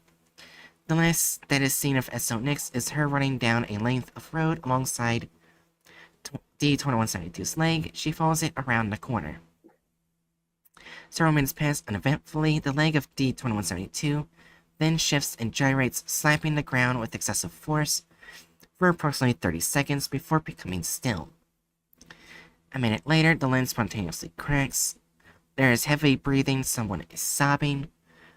The area darkens as it is cast in shadow. The feed terminates as the camera is destroyed. S.O. Nix is deemed AWOL. With the nature of the dimension fully understood, it is determined that a fully armed force will be required for the capture or elimination of 783. Okay, so there's one thing I'm kind of wondering. D-774 was the one who was killed. And it says right here, D-774 enters the control room. Yeah, as in their corpse started moving. Yeah. Oh. Yeah. Well, that's so very fun. And it's not even noted that this happened at the end. Entered the control room. Also, I feel really bad for Nix because she may have gone off the plan, but she wanted to save her dog. And she's obviously gone through a lot of heavy shit with that dog. Yeah. It's like losing your mom or something. I can't blame her, but it did end with her dying. There is one last bit. SCP-783-L3 Mobile Task Force deployed to contain 783. Data expunged. Data expunged. Which means it did not go well. You could have guessed it. Alright, that's time to judge the thumbnail. You guys are ready for that, right? Oh, I almost forgot that this was a fucking contents farm video. Well, yeah, it's because the SCP was so nice and it's so well written. You kind of want And to long. block out the content farm completely out of your mind, right? Trust me, I already hate the thumbnail. We looked at it before. It is bad. You know what? I'm gonna change my icon already just because I know it's gonna be bad. There we go. I'm in the annoyed faced. Oh yeah. Mm. Four. Oh yeah, that's 4. Yeah. I think they honestly just created the Crooked Man, even though you can't see it. I guess my question is, how clickbaity is it? Because as far as clickbait goes, this is a I'll be nothing honest. burger. If they showed like a victim of the Crooked Man instead, like in that sort of position, it would be fine. Yeah. I feel But like they this. didn't. I feel like this would be a victim of the Crooked Band. If it wasn't gray. Yeah, but it just looks off to me as a I mean, victim. it does look off. It's going to look off. The quality is shite, but I don't think it's supposed to be a victim because, like I said, it's gray. that What? could easily. That doesn't look particularly gray to me. I can see it What partially color does gray. it look to you? To me, it looks gray. To me, it looks like a white guy. And like I'm pretty sure I've never seen a white guy with that. And the gray could easily be chalked up to the fact that it's in low light. Flesh colored or gray colored to you? Gray colored. There we go. Did you hear that? Yeah. Doesn't change the fact that I've like that's literally just a couple shades lighter than my skin color. Well, it's not about lightness to me. It's about the color in it, or lack of color. Well, yeah, but that's what I'm getting at, is the fact that like one, I think this is intended to be a victim in low light. Mm. And like as far as clickbait goes, this is one of the least clickbaity thumbnails we've seen. Yeah, I don't think it's too clickbaity. Just taken a sample of the color, and it's literally listed as gray. I mean, okay. I think we should fight over the skin color. It's good, and just rank it. But I agree with Hatchet. I don't think it's too clickbaity, but it's definitely not getting a 0. Well, yeah, no, I wouldn't say 0 either. I don't know. I'd put it at 1. Yeah, the one thing that's bothering me though, instead of like making it crooked, like it said in the article, like their legs would bend erratically in different angles. They just twisted limbs. If you look at it closely, they just twist them. That's not what it does. That's not crooked. Yeah. That's what it's giving me off. What do you think, Jerry? You already know my first opinion. I instantly said 4, so. Yeah, I just cannot agree with a 4. I'd go for 2. I'd probably go with Hatch with that, because I don't see it as bad as the other thumbnails, but it is bad. Yeah, it's like scrolling up through the various thumbnails we've had in here. Yeah. Like, let's see. The fucking box thumbnail. It shows a guy being ripped apart or being eaten by a fucking Krispy Kreme box.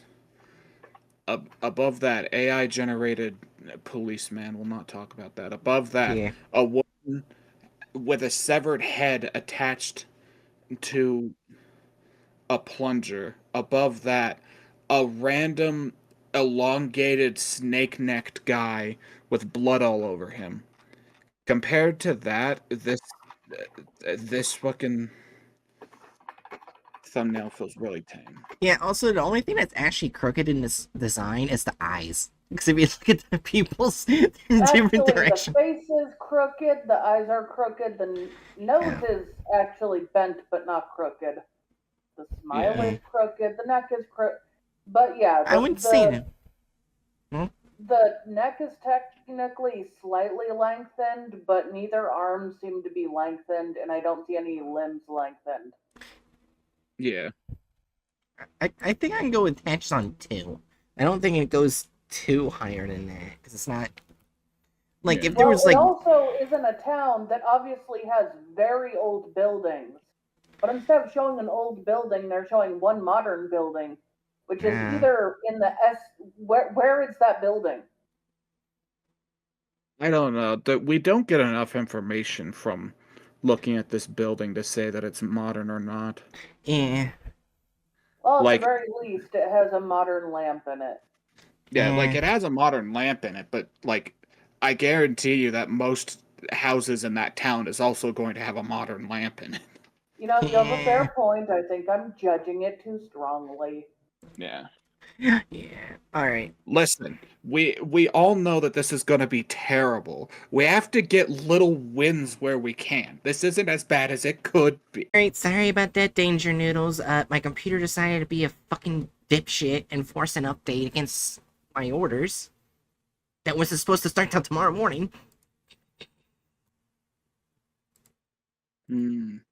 Sag. Yeah, so, yeah. Anyways, hopefully it doesn't try to do any more of its bullshit.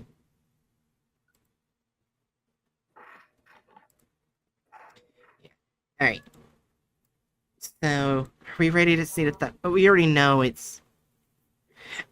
Disclaimer, this story is R for adults 18 years or older, not for children. Yeah, the SCP is definitely 18 plus. To be fair, I feel like that's a fair thing to put on any SCP content. Yeah. Anyways, are we ready? Especially on this SCP. Yeah. Yeah. Anyways, we're ready. Yeah. Ready? Watch the video. I don't think any of us are ready to watch the video, but we're going to anyway. Yeah. Alright. Let's go. 3, 2, 1. There's a lot of new people in town. I whisper to Ray as we sit and I'm sorry. It's just I wasn't like, I don't know what I was expecting, but I know for a fact I was not expecting it to start with aggressive stage whispering in my ears. We don't know what's up with all the people around here. They're all fucking weird. I think we're in Britain. Yeah. Anyway. That was just the 100-year Yeah. Alright, let's continue. old pub. There are names and forgotten punchlines, and the occasional curse carved into the wooden bar's surface. What are you talking about? Ray asks. What is that voice? What are you talking about? They're trying to make a drunk person. They're doing their best. Sounds like Already- me trying to come up with a new voice. What is wrong with that copy-pasted beer? Look, the bowls are outside the drink. But yeah, there's bubbles outside of the drink. You can't, like, the foam cuts off. You see the drink itself, the foam vanishes, except it's coming up out of it. So there's just a pocket of air between the foam and the drink. Who made this? We already know.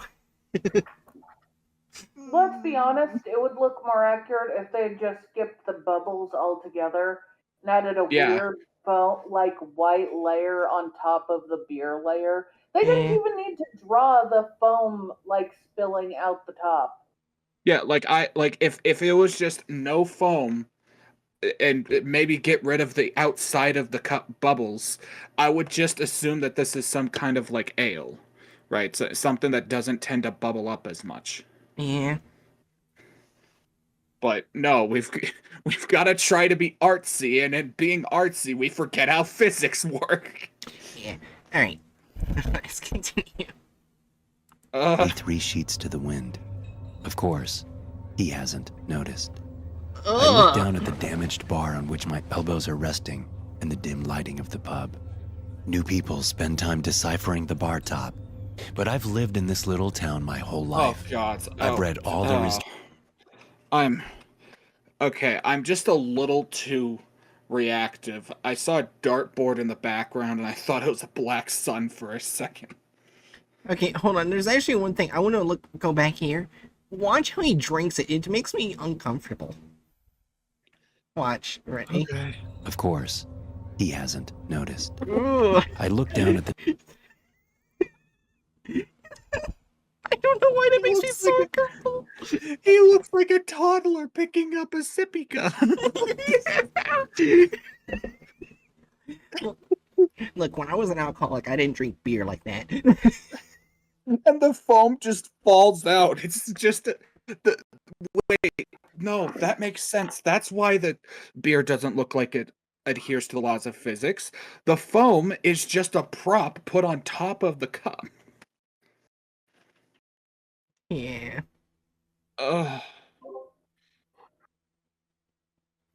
Ready to continue? Yeah, I want to do our standard thing, and I don't want to rush it too much, but also I really want to finish all of this tonight. Do we have a time limit? No. I have work Okay, tomorrow good. night, so we don't have a time limit. Okay, good.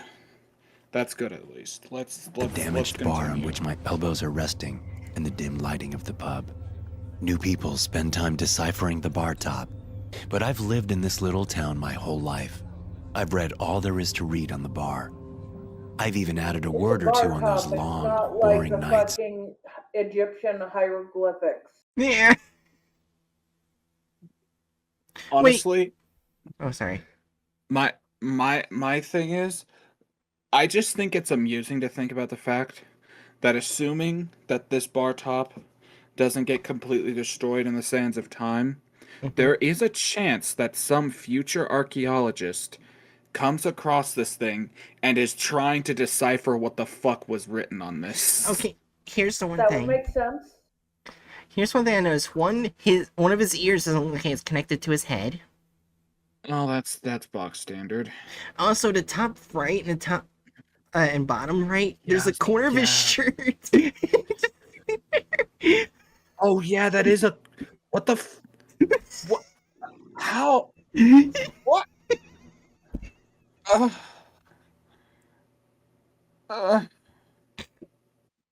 How do you?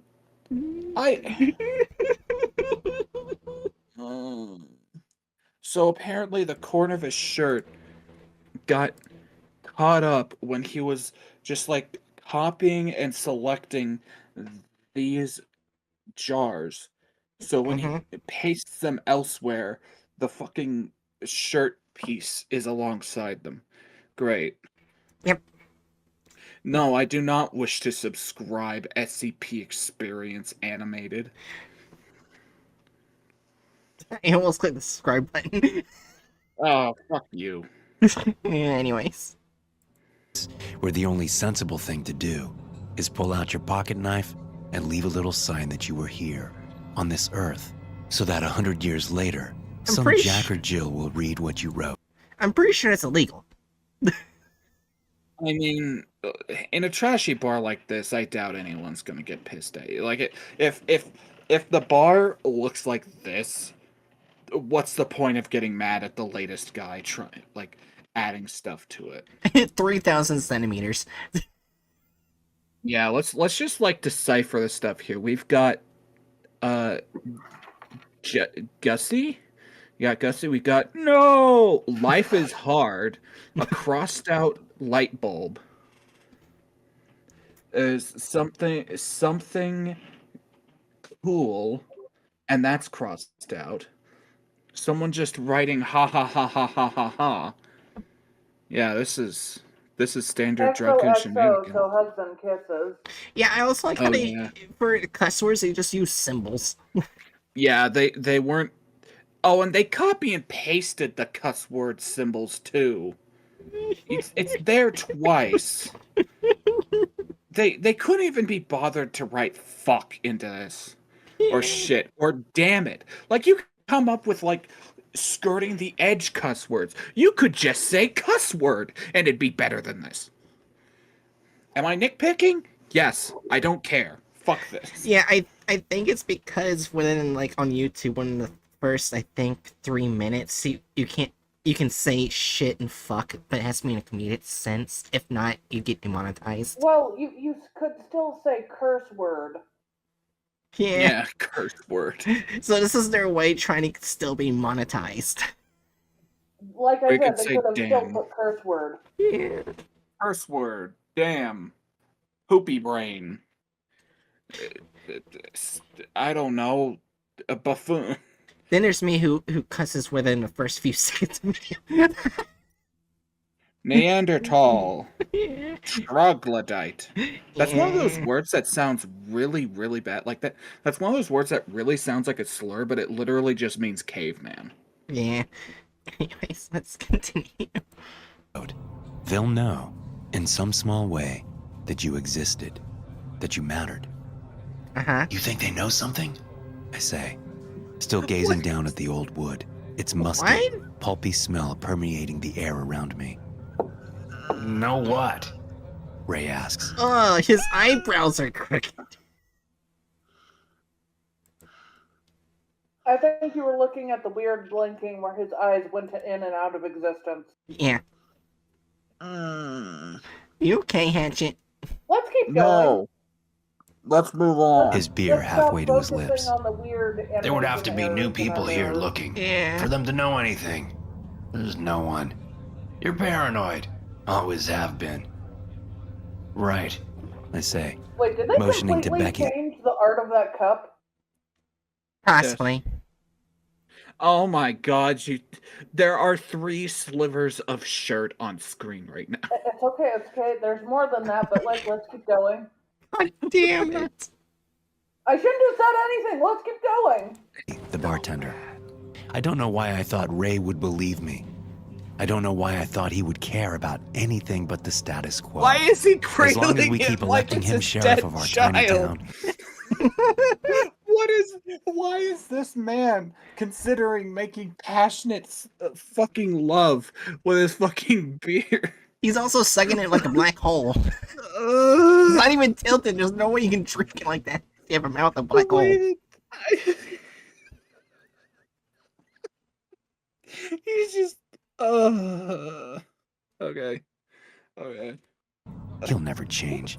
I think briefly how nice it would be to not vote for Ray Ketchum next time he's up for re-election.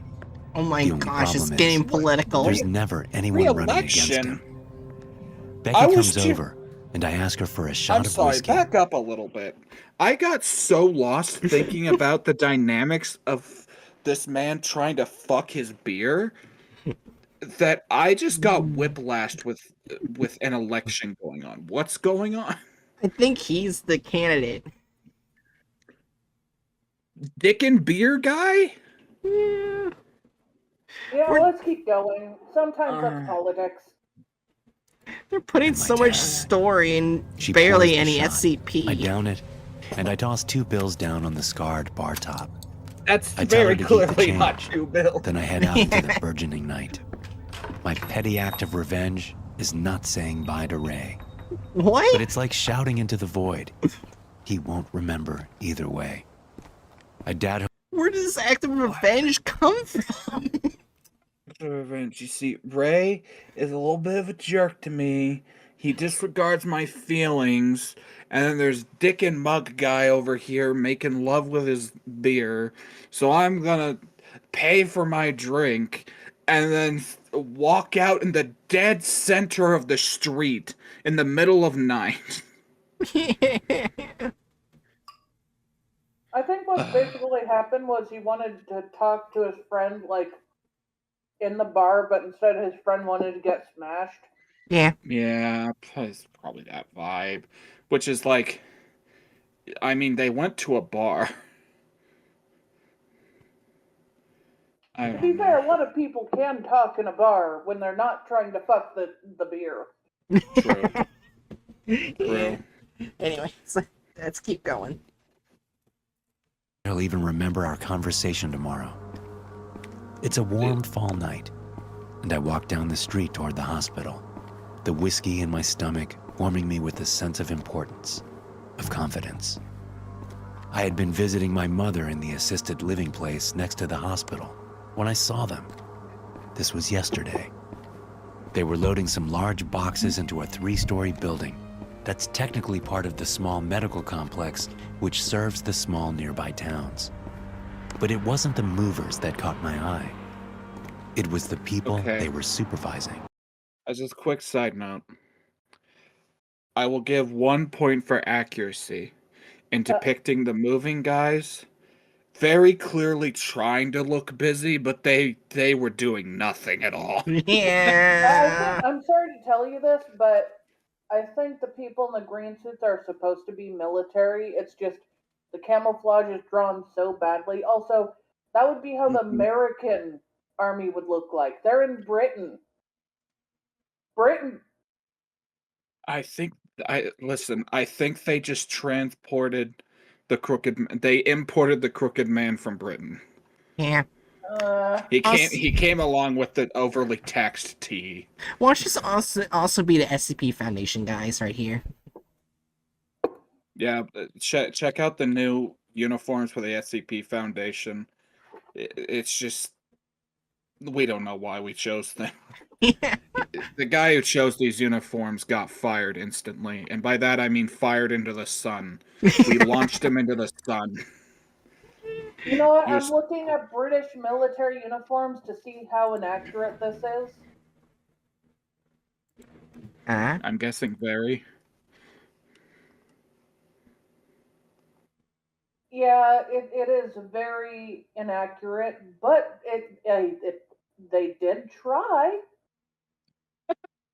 These Oh have my been God. in uniform since 2000, so they do have something that looks kind of like that if you don't know how to see any colors and you forgot to put their hats on.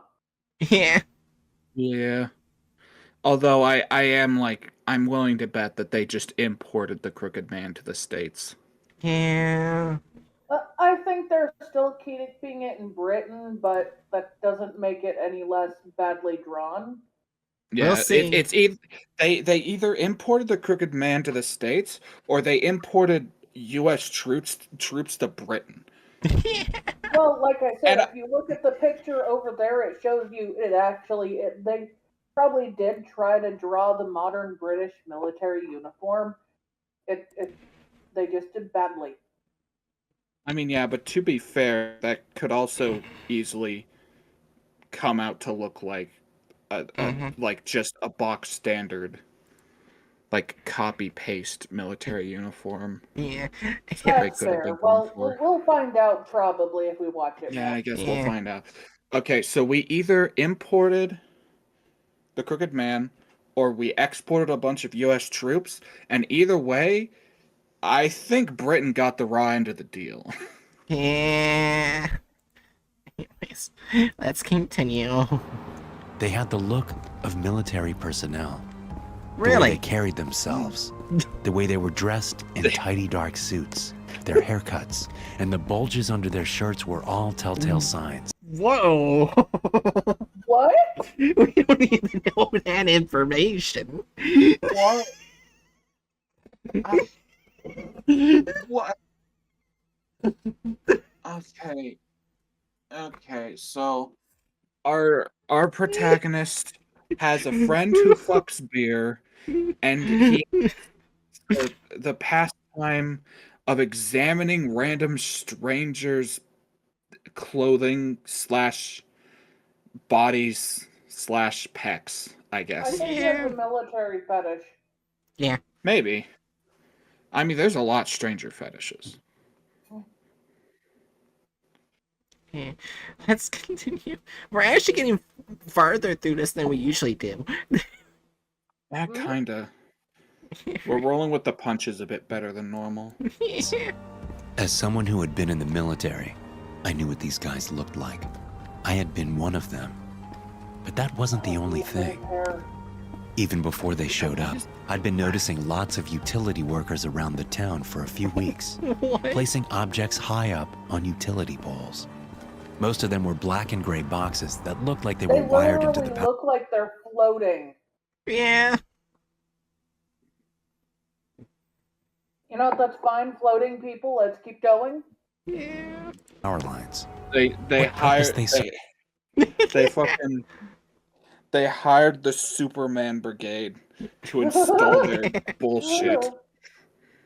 I don't remember the Krypton. Is that Superman's home planet? I Kryptonian, think. Yeah, Krypton. Yeah, Kryptonians. So they hired a whole shit ton of Kryptonians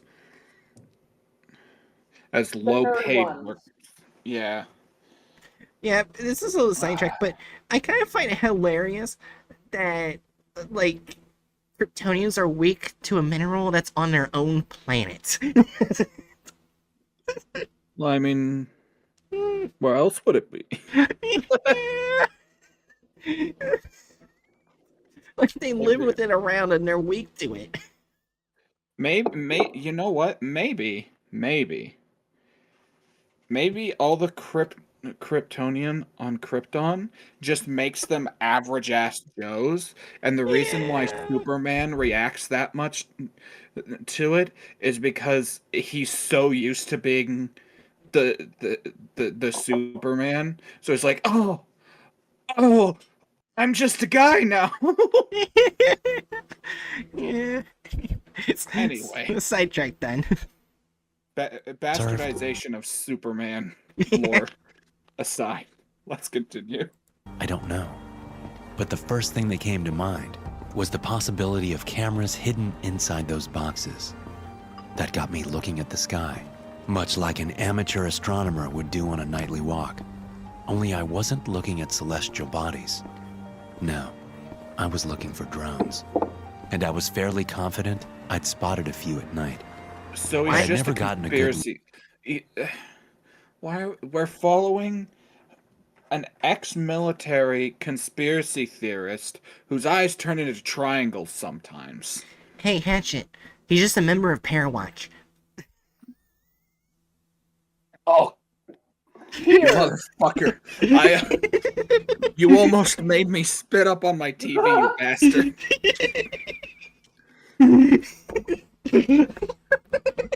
Oh, that was actually a good one. That was a good one. It was. Everyone who's not chatting in chat, clap. I was saying he was a member of Parawatch. Yes, Bright. I was saying it to Jiri, because I don't think they heard. Yeah, anyways, let's continue. Right? I literally responded with words. Oh, I didn't hear it. That's okay. How did you manage to take a semi-decent joke and ruin it within 2 seconds? Because I'm me. Anyways. You know, that's fair. I still think it was Look a at good that. joke, even if you ruined it. It was a good joke, even if you instantly wanted to explain it. Yeah. Look, I'm white. I'm used to explaining. So she explained. I'm sorry. Right? I'm gonna pretend like you didn't say that. Just press play. I'm sorry.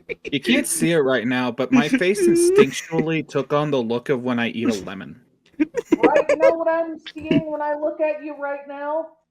I'm seeing the one lady that ordered the cheese quesadilla with the sauce removed, a side of mayo, and a bottle of water. Yeah. Anyways. The sightings were I just feel a like blur I just of heard the movement, description or of a a distant war star crime. momentarily Anyways. I feel like obstructed, it should be. or a Yeah. Let's continue. Okay. Faint whirring Yeah. sound carried on with the wind. Coming to the 3-story building, I stop and kneel like I'm Did he tying my walk shoe. like that? There are lights don't know. on in Hey, all the why windows is of he the top kneeling floor. at it? This is not a human being. This is not a human being. Who the fuck kneels down to tie their shoe in the dead center of a crosswalk in the middle of night? This man, the only way that this guy is real is if he's trying to commit insurance fraud. That's the only way that this is a real person. This Let's is just a keep going. this is just a fucking robot or an alien or an AI that's been put into a humanoid body. Yeah, anyways, let's continue. But the shades are drawn, so all I can see are the borders of illumination around the shades. The front door of the building Just a opens, silhouette. and a man in Yeah. a dark suit steps. What is wrong with his mouth? What the fuck? What the hell? He's just gotten back from sucking off TV static. I think I know what that is, because I do Photoshop for my thumbnails. That's when you don't remove the background, because sometimes the background gets messed up in Photoshop. So that's just them fucking up, not removing the no. background. Either that or that's supposed to be a cigarette. Benefit of the doubt is a cigarette. Otherwise, it's just, what the hell? Steps out, a cigarette in his mouth. Oh, it is Okay. a Looks to his cigarette. left, Oh, it's away from me. They- so god awful. Why did you depict the cigarette as being like the size of a fucking summer sausage and it's just all sticking out of his mouth like that? Who knows?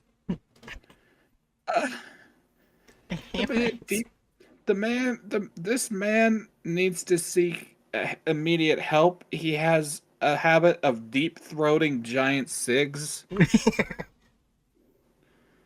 Yeah. And he looks up You the think street that- to his I don't right. think that's the most worrying habit.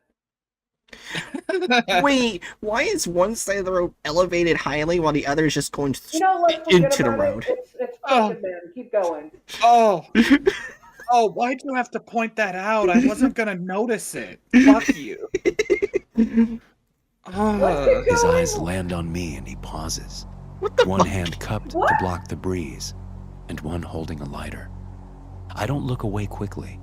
I know better than that. Look at my But after a watching. moment, I look down and finish the charade. Why we don't need? Why is he looking like he's I'm exposing going to himself? comment that is this an SCP story or a gay romance? I don't Yes. know. The answer is yes. Of tying my shoe. The man lights his cigarette and puffs on it, but I can still feel his eyes on me. Stop making that I face. stand up and continue walking. As I get closer to the man and the building, the alcohol in my veins pushes me toward a decision. You good? Right after I asked if this is a gay porn! just the look on that guy's face, making what could be taken as a sucky motion. Just walk psycho.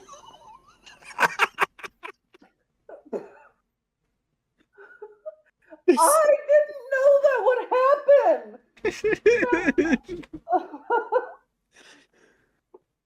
You guys good?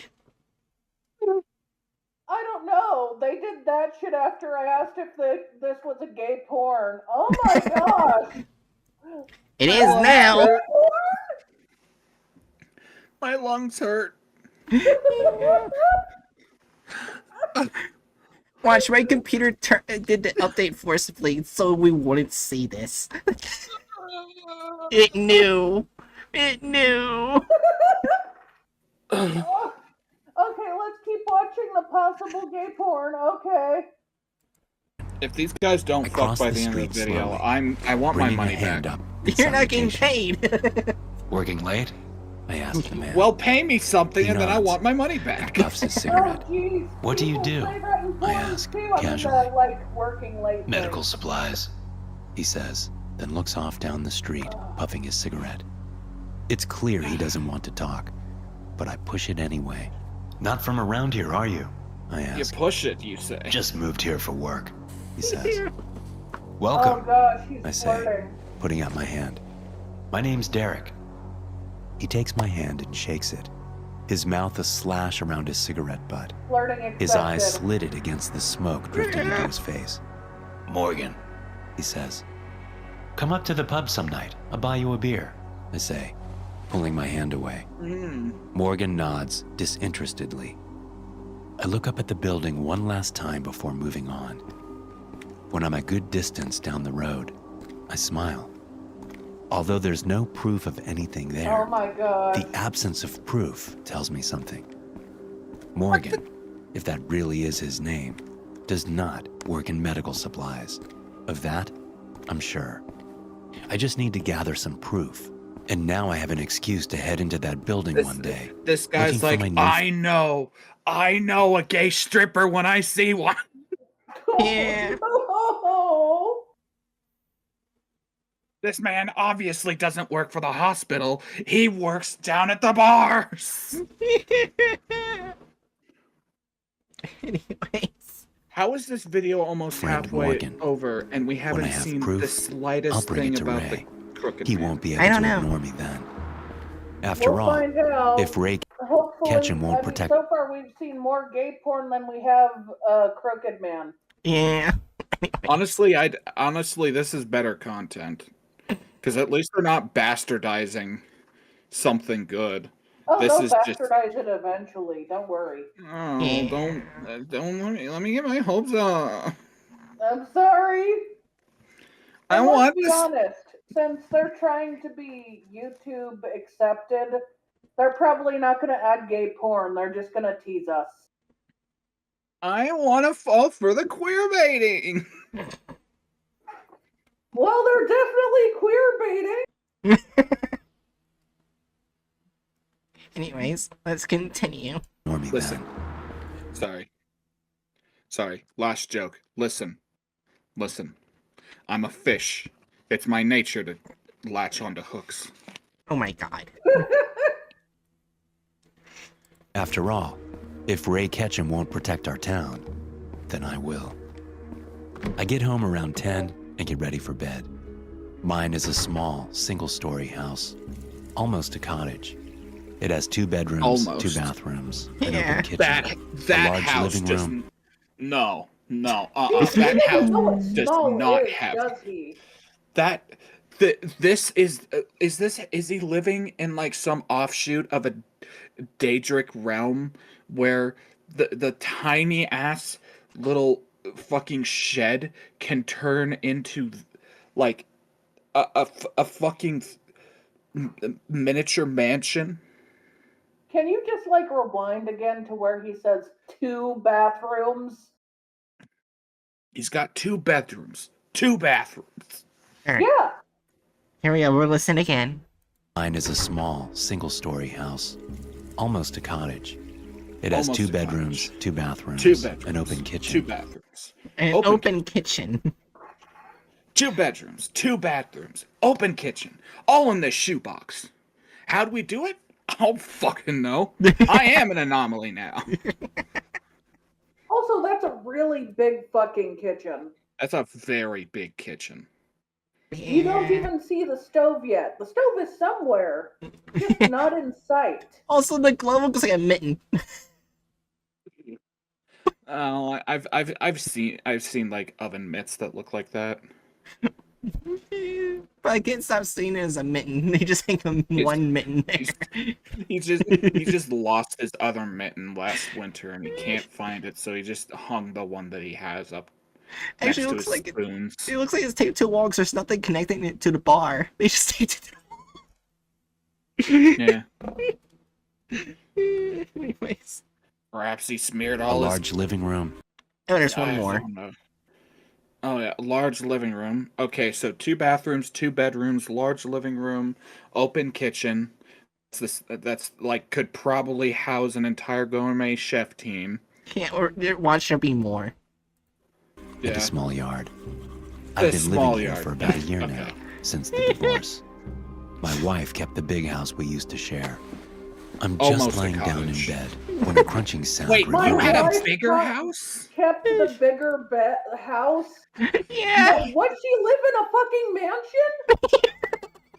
And why did the screen just start rapidly shaking? Because, I think they're being affected by the Crooked Man. Hold on, I'll go back a bit.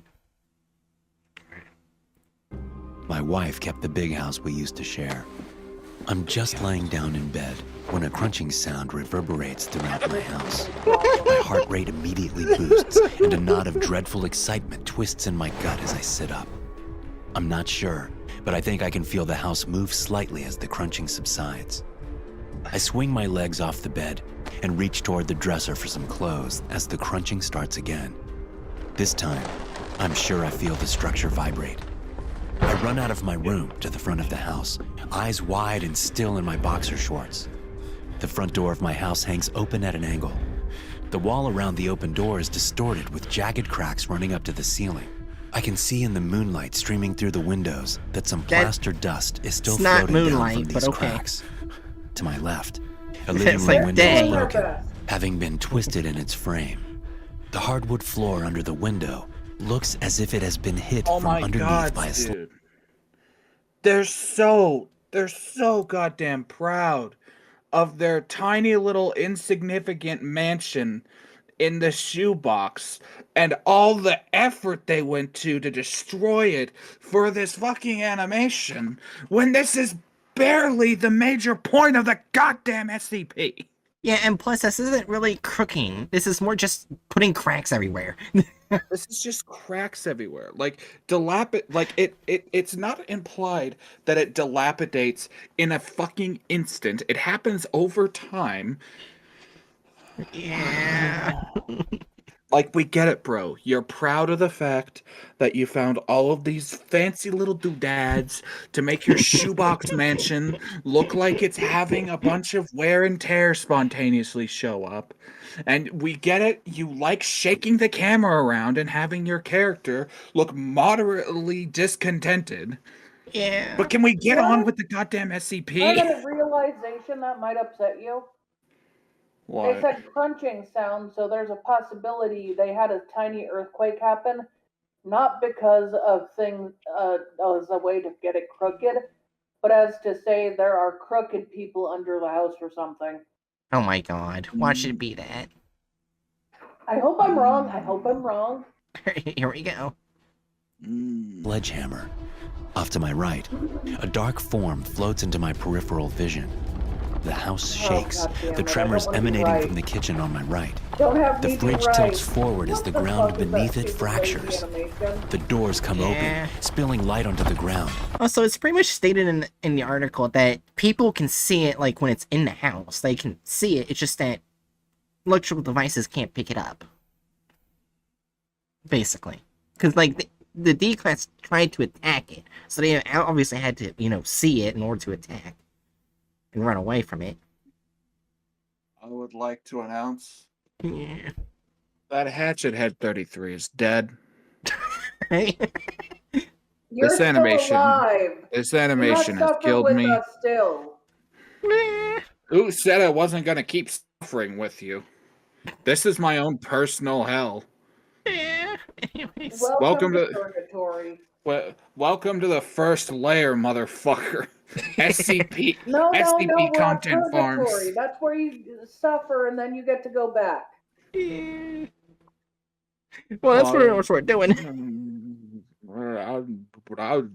Anyway, let's continue.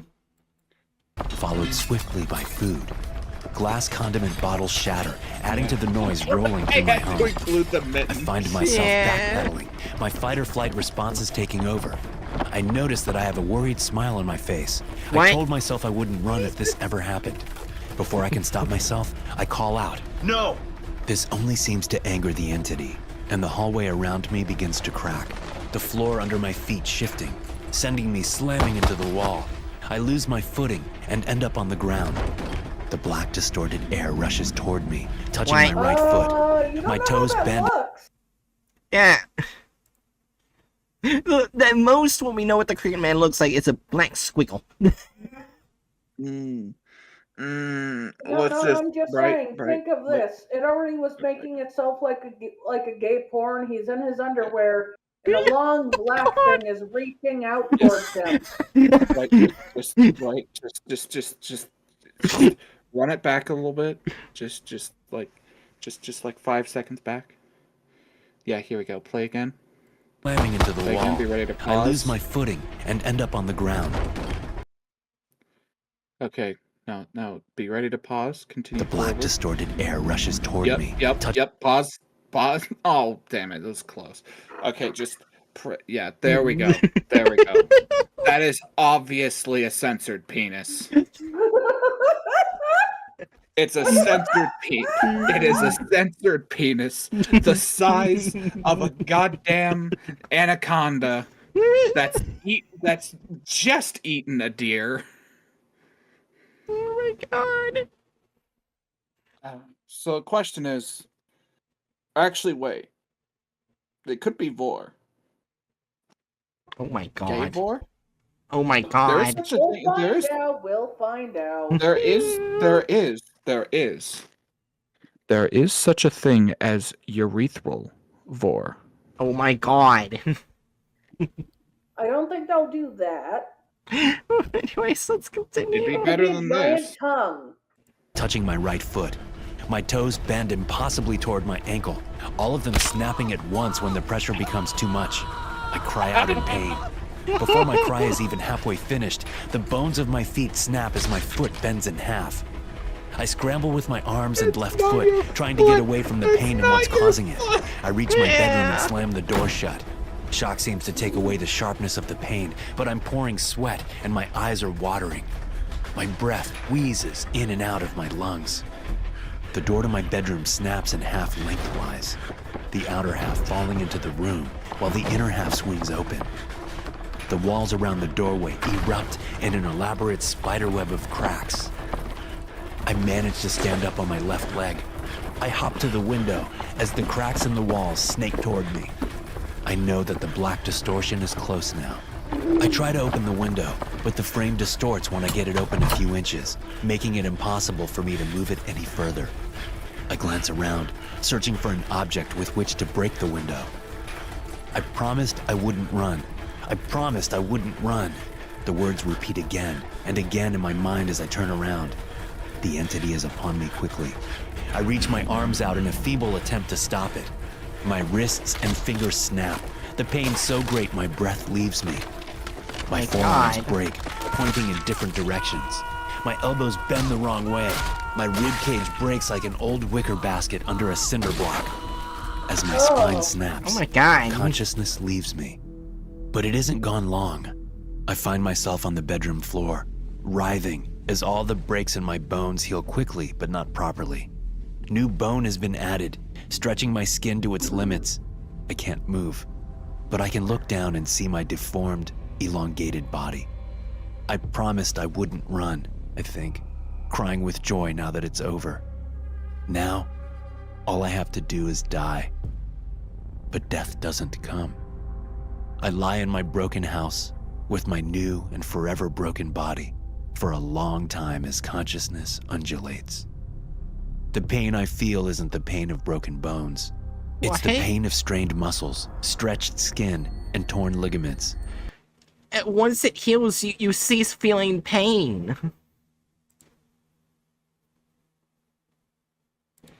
It's literally stated in the article. This For a entire brief moment, I thought we were wrong and they were gonna go with accuracy, and then he started talking. Yeah. All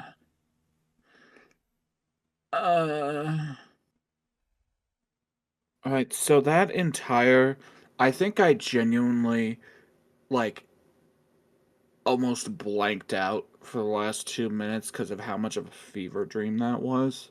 Yeah.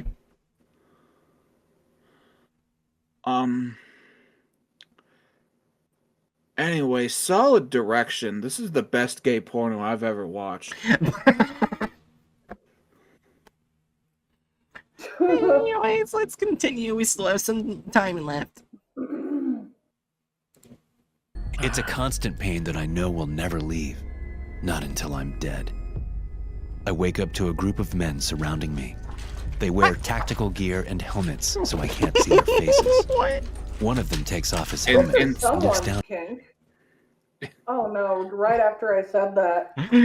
And it's. I was just gonna say, Bright, buddy, Yeah. old pal. I know you don't. I don't know if you have the editing skills to do it, but you've done the bullshit where you put yourself on the couch, and the SCPs around you. Recreate this scene, but our crooked man is on the couch with these guys around him. Oh my god. Oh no! That is your homework. Also, they really didn't need to keep this fucker in his underwear.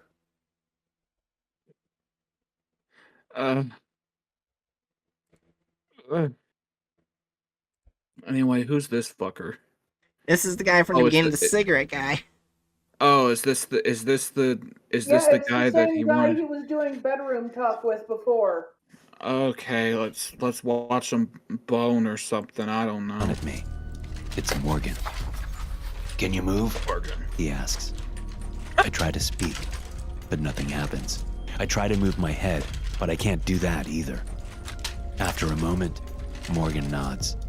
He signals some other men into my bedroom. They come into view toting a gurney, onto which they load me up. They put me in the back of an ambulance that's not really an ambulance. There are no paramedics to take care of me. There's only Morgan and another man in tactical gear. Morgan injects me with something, which dulls the pain. They bring There me to wouldn't the be any 3-story pain. building near the hospital, wheeling me in through the back door. They take me up. Also, he would be in vegetable state or brain dead. He's just a pile. It just looks like they're bringing a pile of limbs in. Yeah. Also, it's called a vegetative state. Oh, sorry, Yes. vegetative state, sorry. Yeah. They're in Idaho. Yeah. Potato state. Up in an elevator and put me in a hospital-like room with heart monitors and life support machines. Fear crowds in my hospital-like mind as I room in the realize they're going to hospital. keep me alive, Yeah. to study me, Who no would have doubt. ever guessed? They're going to try to figure out who the crooked man is, to stop him. I want to tell Morgan to let me die. I want to tell him how we've lived with the crooked man for generations. I want to tell him that the crooked man protects us. He keeps Why our is little he town smiling going, like no that? matter Wait, he's saying the crooked man protects them. As the guy who was attacked by the crooked man. Just instantly developed Stockholm syndrome. I told you he really wanted that censored cock. He really wanted that. Hold on, I'll go back so you can hear it. Alright. Here we go. I want to tell Morgan to let me die. I want to tell him how we've lived with the crooked man for generations. I want to tell him that the crooked man protects us. See? Let's just move. Let's continue. He keeps our little town going, no matter what's happening in the rest of the world. He's our curse, our blessing. We're glad to sacrifice a few of our residents to him every 12 years. Why- Morgan and the people he works for What? only Why make things 12 worse. years? What's They'll going on? Yeah, it attacks randomly. It doesn't have a time frame of attack. Yeah. Fuck is So- going on? So the crooked man is an ethereal penis that Comes every 12 years? Oh no. don't say it like that. It really is. Intended that way! The crooked Oh no! the crooked penis really came on this man. There's no clean way to talk about this, is there? No. Oh no, there isn't. Alright, let's continue. Only make the crooked man mad. I want to tell him all this, but I can't. I'm trapped in this broken body. This body that shouldn't be alive.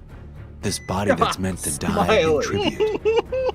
Why I does say he a keep silent having sorry this to the crooked shit-eating man. grin on I his don't face? know. Forgive them, I pray, for they know not what they do. Oh God, his eyebrow. Please, crooked man, don't desert us. Not now. Why is it way up there? SCP-783 is a hostile entity.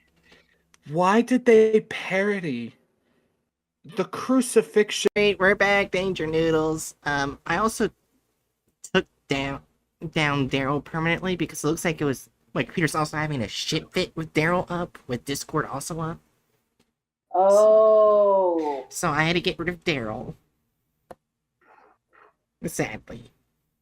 Hopefully now my computer can stop having a fucking shit fit. Okay.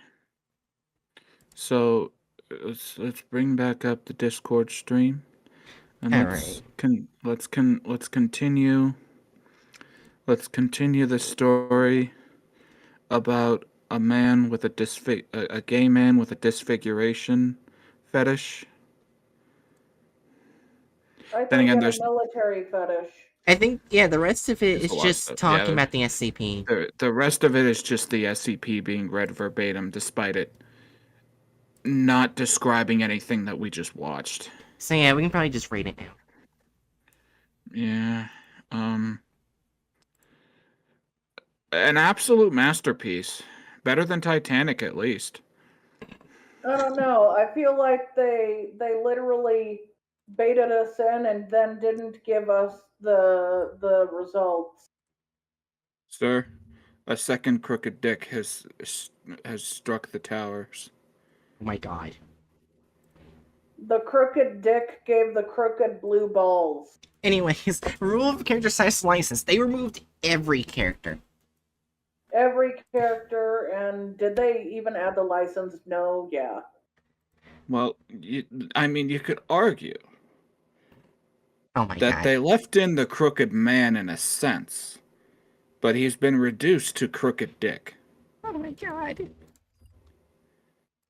Yeah, I don't anyways. think that counts. I know The it crooked doesn't man count. is not the pornography they made him into. Added gore Yeah. violence. Honestly, I think it dialed back the violence. It Yeah. did. It dialed down the violence and added sexual content. Yeah, this is just dead ass zero. Alright. Deviates from the plot of the article. Yes. That one's 4. 4. That one is 4. We went from existential body horror to strange gay porno. Yeah. That's not even the strangest porno I've seen. Yeah. Also, Hmm? only men, Yeah. I would have to add 4 because not only did they remove every single female from the Oh video, yeah. but They the removed only it. woman they added after was literally a bar woman that specifically was there serving only men. Yeah. So Yeah, this and somehow specifically, super sexist while not talking about women the entire time.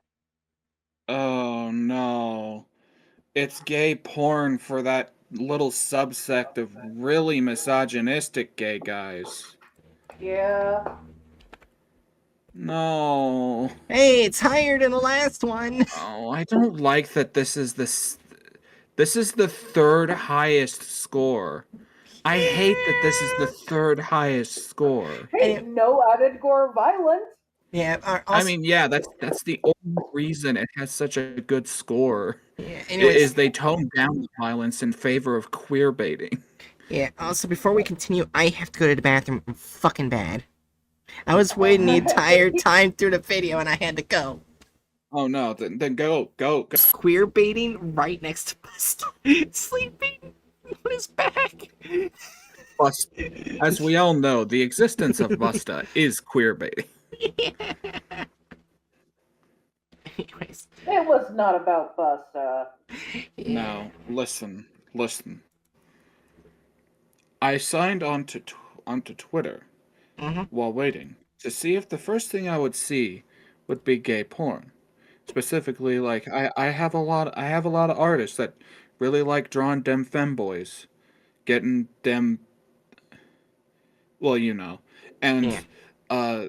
it was not that. The first thing is, a very a very titillating and enjoyable comic that I cannot describe the content of at all.